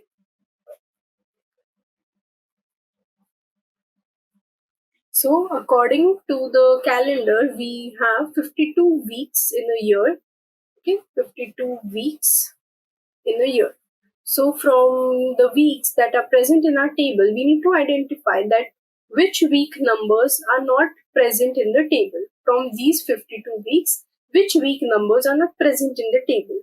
Okay, so let's see how to do that. So for doing this, we will be first creating a table which is sequence 100. In this sequence 100, we are going to simply insert values from 1 to 100. Okay, I'll tell you why. So create table sequence 100 and In this, we just have a single column X, which is a int column.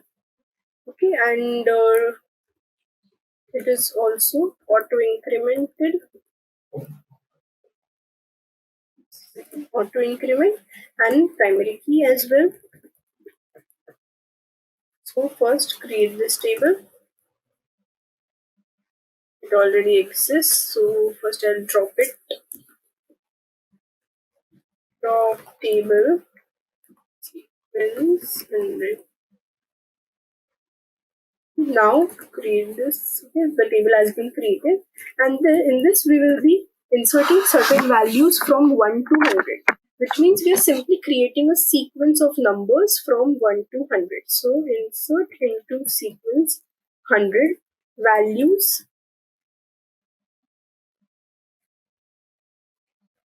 What we are doing, we are just passing empty tuples. Why empty tuples? Because we have already specified that X is auto increment, which means even if we don't pass any value, this will automatically begin with 1, this will be 2, okay, this will be 2, this will be 3. It will auto increment itself. Auto means automatically and incrementing means increasing. So it will automatically increase its value.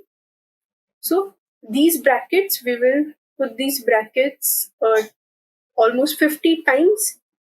Okay, so we want 50 times, which means let's do it in 5 parts, 10 parts. So this is 1, 2, 3, 4, 5, 6, 7. Okay, for ease, I have this code.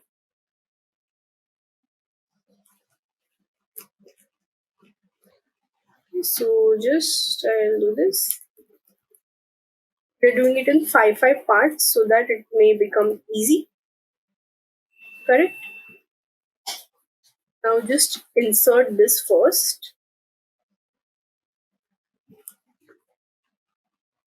The values have been inserted, and now we have only done 50 values. We want next 50 values as well. So what we will be doing is insert into sequence 100, select X plus 50. Okay, select X plus 50 from sequence 100. So what we will be doing that for each of the value, for each value, we will be incrementing 50. So suppose the value is 1. So plus 50 will be 51, which is the next value in this sequence. 2 plus 2 plus 50 will be 52, which is the next value. So we will be incrementing the value. Suppose the last value is 50 in this case, correct? These are 5. Okay, let me show you that up till now what we have created. See, select star from sequence 100. Up till now what we have created, let's see. So this is a sequence that we have created from 1 to 10. See, from 1 to 10. Okay. Now next we are adding 50 into it. Why? Just a second. I guess other values are not inserted. Only 10 values are inserted. So first let's insert other 40 values as well. Okay, now let's see.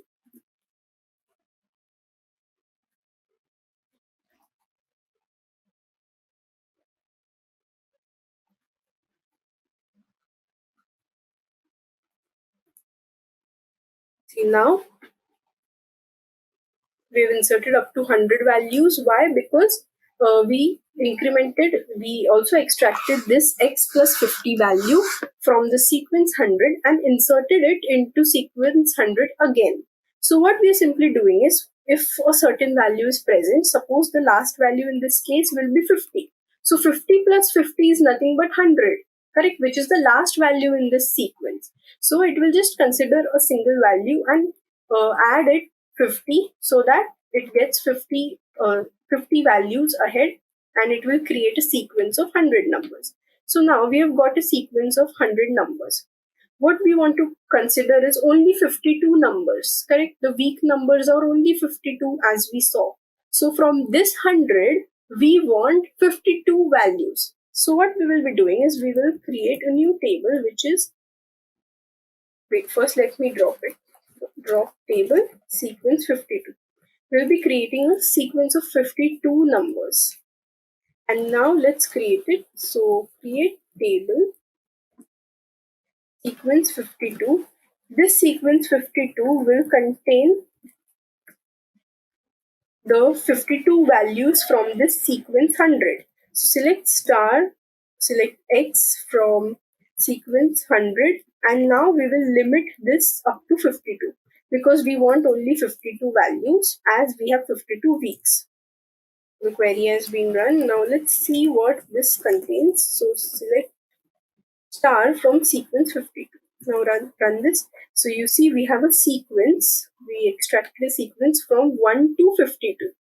Correct? So now we have created a sequence of 1 to 52. And what we want to find, that which week numbers are missing from the data set.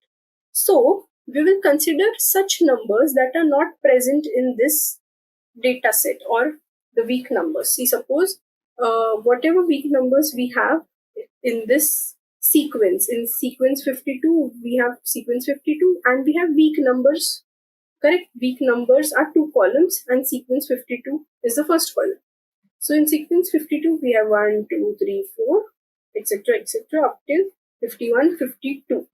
And in week numbers, we have random week numbers like 33, 1, 32, 4, for example. So what the code has to do is, it has to extract such week numbers that are not present in the week numbers. Correct? So if you see, then 33 is present, 1 is present, 32 is present, 4 is present. So it will extract 2, 3, 5, 6, 7, 8. Why? Because these are not present in week numbers. But if you see, then they are present in this sequence, because this sequence has all the numbers from 1 to 52. So what we will find out, is only the numbers that are present in this but not present in week numbers. Such numbers we will find out, which are present in sequence 52, okay, but not present in week numbers. So let's do that.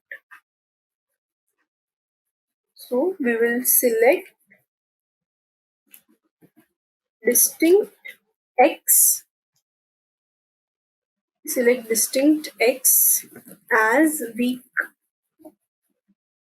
select distinct S as weekday from sequence 52.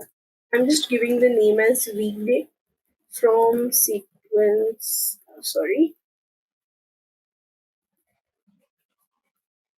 from sequence 52, where X is not in,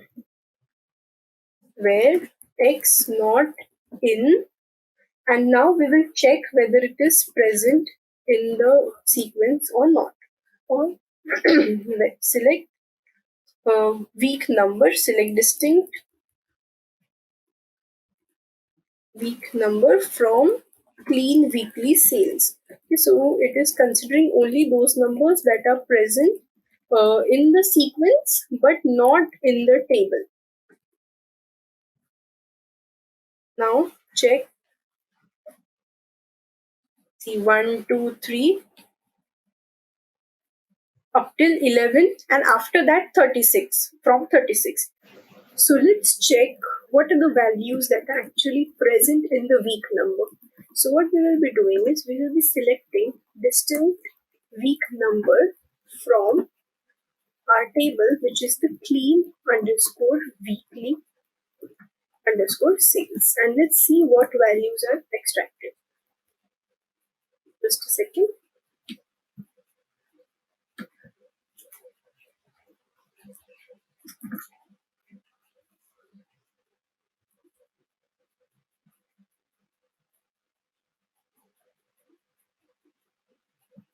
So yes, so as you can see, the week numbers that are retrieved are from 35, and if you see, from 12 to 35, see 12, 13, 14, 15, 16 up to 35. And if you notice this, in this query, we had seen that the values that were retrieved were from 1 to 11, and then from 36 to 52, which means that our output is correct. Why? Because the week numbers that are present in the data set are from 12 to 35. Correct? And 12 to 35 are not retrieved in this final output because they're already present in the clean weekly sales. And according to the question, we wanted to retrieve only those week numbers that are not present in the clean weekly sales. So that is why we have got this data, which is from 1 to 11 and 36 to 52, which means these are the weekdays that are not present in the data set. Now let's move ahead with the second question in the data exploration part, which is how many total transactions were there for each year in the data set. Okay, so we need to find out the total transactions for each year. Simply, that is the question. So let's do it. So simply, if you notice, then we will have to apply group by on the year because we want the total transactions for each year. Correct? So what we will do is select calendar year. First, let's select the year also because we want the count or the sum for each year. And what we will do, sum of transactions. Correct? Because we want the total transactions and give the name as total transactions. And now we will give the group by from clean weekly sales and group by calendar year. This was a simple query, correct? What we had to find out, the total transactions for each year.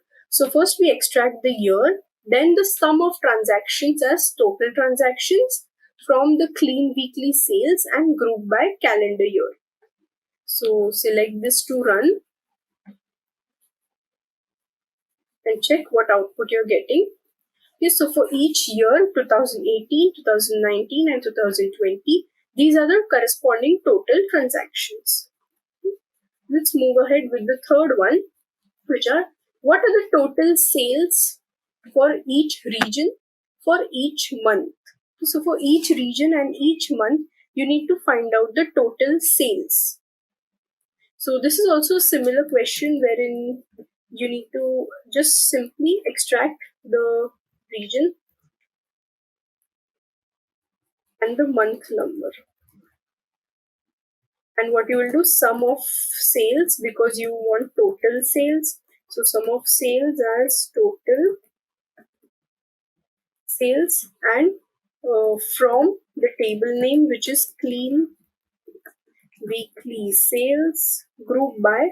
In group by, you will be giving the two columns, which is region and month, because you have to find it out for each region and each month, correct? So that is why you will give the two columns in group by. First, let's give the region, and next we'll do it reverse. First, let's give the month number and the region. Run this.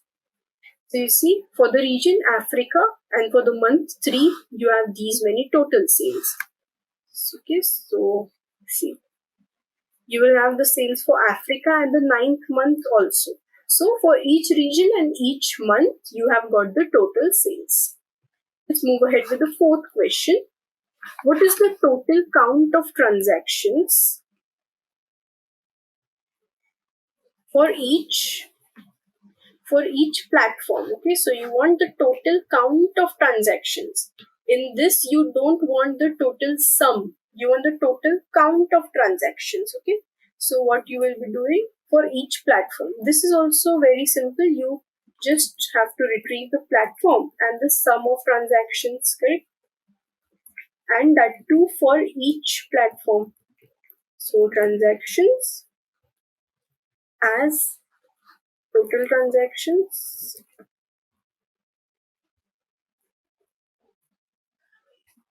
from clean underscore weekly underscore sales, and you will be providing the group by. You will be applying group by on the platform column because you want the transactions for each platform. So run this. If you see for retail, these are the total transactions, and for Shopify, these are the total transactions. So you see, more amount of transactions are made on the retail platform. Okay, so this is the fifth question. That what is the percentage of sales for retail versus Shopify for each month? So you need to find out the percentage of sales for retail and also for Shopify, and that too for each month. So first, if you want to find out the each monthly sales, then what you will do, we will now first simply create a CTE, which is a common table expression, which is nothing but a temporary table, wherein in that table we will be storing the monthly sales. Okay, so let's see. With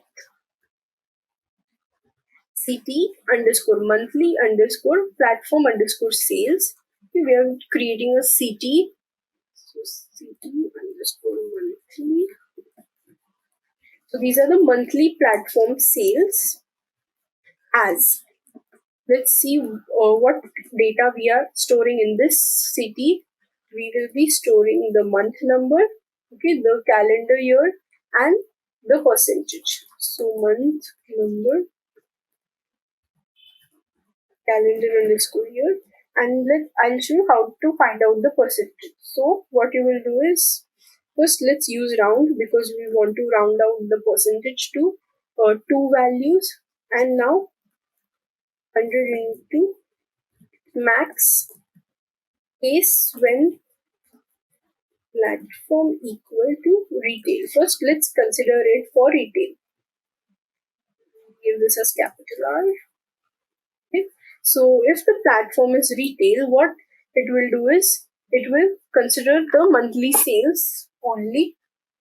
Wait, then monthly underscore sales else end.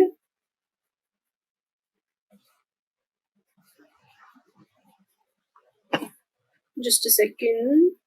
Wait. First we need to create the CT, right? So okay, first we will select the month number, then the calendar year, then the platform also, and now we will select the sum of sales, because we want to find out the monthly sales, and give the name as monthly sales to this column. Okay, and then from clean weekly sales. In this step, we are just creating the CT, and group by, we will do it for each month, okay, for each year, and for each platform. So we are giving three columns in the group by, because we want it for each month, each year, and each platform. Okay. So our CT is created for now, wherein in the CT, what information is present? We have the month number, the calendar year, and the platform, along with the total sales for each month, for each year, and for each platform combined. Okay. So our CT is created. Now we want to retrieve the percentage of retail and the percentage of Shopify. So first let's do it for the percentage of retail. So what you will do is select month underscore number, then the calendar year, okay, and along with this, now we will select the percentage. So round 100 into max case when, so we will consider the case when the platform is retail. Okay, if the platform is retail, then simply we will get the monthly sales for platform. I'll take this down so that you can see it properly. Else, if the platform is not retail, then else end with a null. Okay, divided. So this value will be divided. It will be divided by the sum of sales. Okay, so sum of monthly sales monthly sales will be the total sales, and then we will round this to 2. Okay, the value of percentage will be rounded to 2. And also, first let's close the bracket for the round function, and now this will be extracted under the name of retail percentage. Okay, now the next thing that we want to extract from here is the percentage of sales done by the Shopify platform. So we will follow a similar method, only the difference will be that we will be finding out the value for Shopify platform. So in the place of retail, we will be just giving Shopify. So case when platform equal Shopify, then the monthly underscore sales. Okay, then we will be extracting monthly underscore sales, else null end, and this value will be divided by the sum of sales as we saw before. Just a second. The sum of sales, sum of monthly underscore sales, and similarly round the value to 2, and also we will extract this as the Shopify percentage. Okay, and now don't forget to mention the CT name, which is the CT, because we are extracting all this information from the CT, correct? So CT monthly underscore what was it, platform underscore sales. And also you need to order it or group it by the month number, the calendar year. Okay, so simply the month underscore number and the calendar year, calendar underscore year. You run this query and you see that we have got 4 columns: the month number, the calendar year, then the retail percentage and the Shopify percentage. Okay, so what exactly we have done is, first we created a CT. Okay, I'll explain the process to you step by step, so just pay attention. Okay, so what first we have done is, first we created a CT. CT is nothing but a common table expression, which is a temporary table. Okay, temporary table can be used in methods wherein we cannot store some data, okay, for permanently. So we use the temporary table wherein we want the access of that table for some other queries. Okay, so that is why we create a CTE, which is common table expression. So in this CTE, we have the month number, okay, the year, the calendar year, then the sales, okay, and the monthly sales. So we have the platform and the monthly sales. Okay, so this is the monthly sales and we have the platform as well. So this is the CT that we have created. Monthly sales as in the total sales for each month. For each month and for each year. What does for each month and each year means? It means that suppose in the year 2018, we have months like January, February, March, April. So for each month and each year means that Jan 18, this is each month, each year. Feb 18, similarly 2019 will have 1, 2, 3, which means Jan, Feb, March. So it will have Jan 19. Correct. So this is the meaning of each month and each year. So what we have done is, after creating this CT, we want to find out the retail percentage. So there is a simple concept. Okay, so the total monthly sales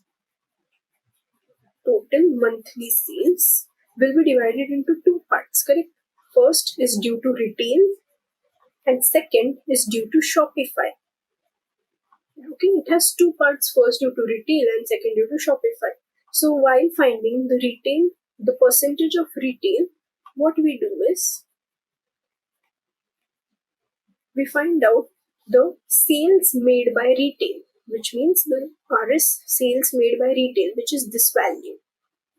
Okay, upon the monthly sale, which is the total sale, and multiplied by 100 to get the retail percentage of retail.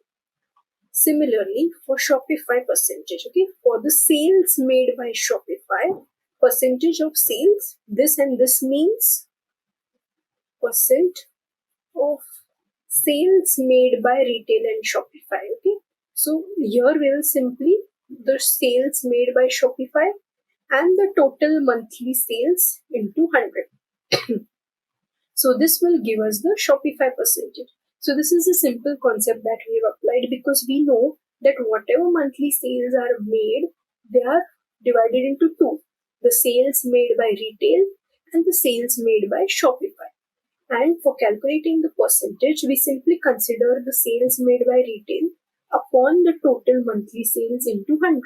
And for Shopify, we do it sales made by Shopify upon the monthly total sales into 100.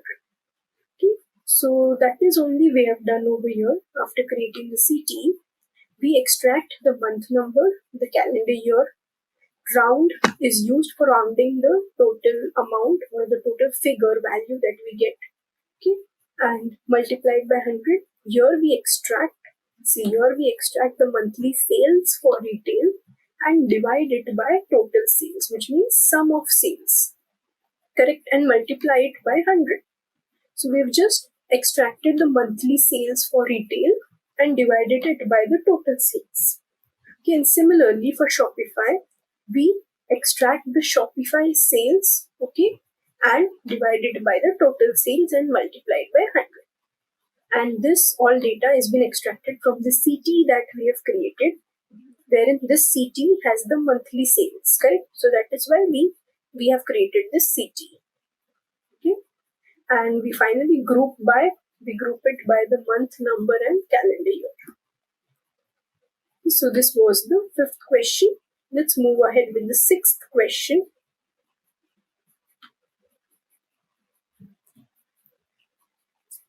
In the 6th question, let's first read the question. What is the percentage of sales by demographic for each year in the data set? So we need to find out the percentage of sales by demographic. Okay? That each demographic, if you remember, was the couples and families, C and F. We used C for couples, F for families, C. So we want to find out that which demographic, what is the percentage of sales for each demographic and in each year. So let's write down the query for this. We will be using a similar concept as we used before. So what we will be doing is select first the calendar year and the demographic. And then what we will be doing is first let's display the sales. Sum of sales as yearly sales. And now after yearly sales, what we will be doing is we will be finding the percentage. So for percentage, let's use the round function because we will round it to two values. 100 multiplied by sum of sales divided by sum of sales over partition by, just a second, take it down, partition by demographic, and after partitioning it, what we will do, we will round out the value by 2. We will round the value by 2 and we will display this output under the column name of percentage, and all this data will be extracted from the clean weekly data set or clean weekly tables which we have created, and all the data will be grouped by the calendar year and the demographic, because in the question we have asked that we want the total sales for each demographic and for each year. So that is why we group it by the calendar year and the demographic.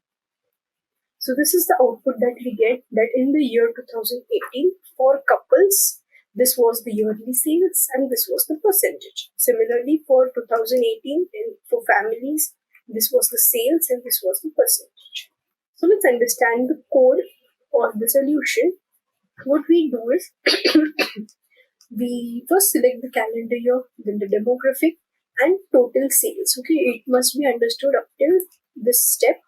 And while the percentage, we know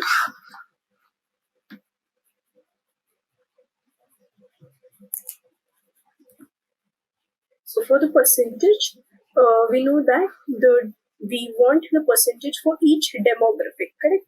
So we divide the sum of sales, which are the total sum of sales, by the sum of sales for each demographic. So what this does is it creates a partition in the data by the demographic. We have two demographics, right? First is the couples, next is the family. So it calculates the sale. See, this is the couples and the families. It calculates the sales for each value of couples and families. Okay. If you remember, over partition by is used when each row, see, we have certain values, and for each row it will apply the aggregate function and it will find out the value, correct? So this is the use of over and partition by for each row. While group by does it only find out the aggregate value for once. So suppose this is a group, this is a group of records, it will find out the aggregate value only once by considering all these values, correct? But what over partition by does is it finds the aggregate value for each row.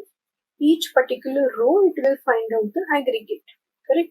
So in this case also, it partitions by the data on couples and families, find out the sales for each of them, and then applies the sum aggregate function on the sales. First, to get the total sales in the couples, and again to get the overall total sales for couples. Similarly, the overall total sales for families.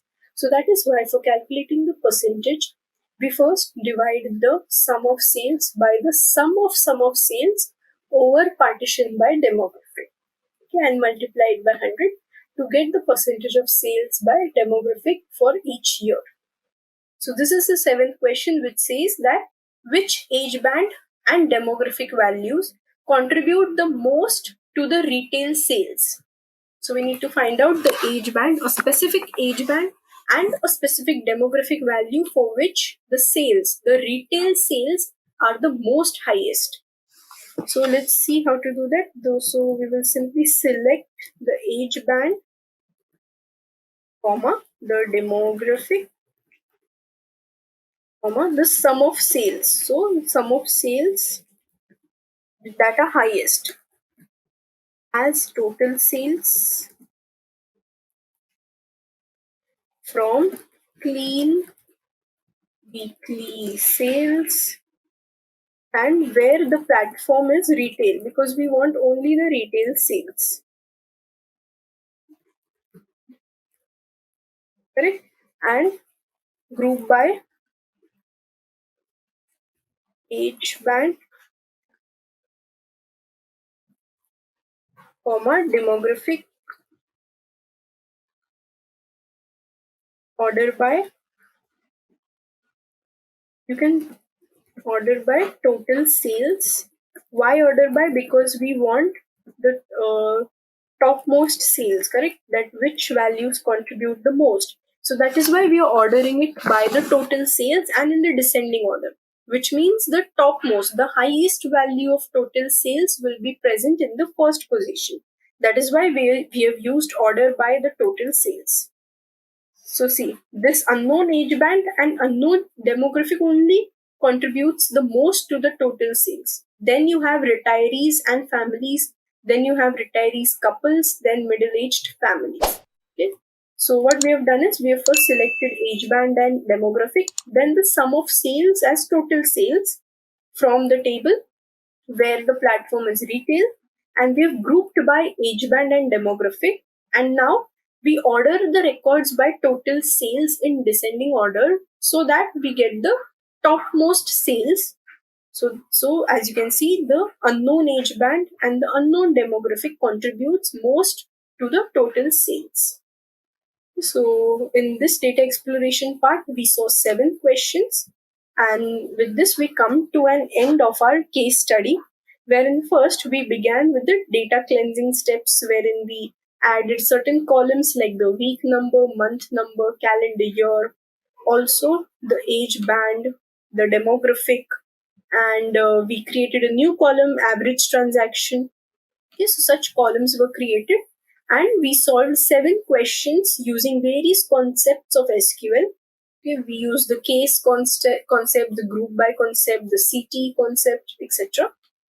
Yes, so I hope you've understood this case study. Do follow all the steps I have mentioned in the assignment, and you can surely solve this case study easily because all the concepts are relevant and are very easy. And keep practicing. You can ask your doubts in the comment section as well. Thank you for watching this video. If you like it, do share it with your friends and also subscribe to the channel for more such content.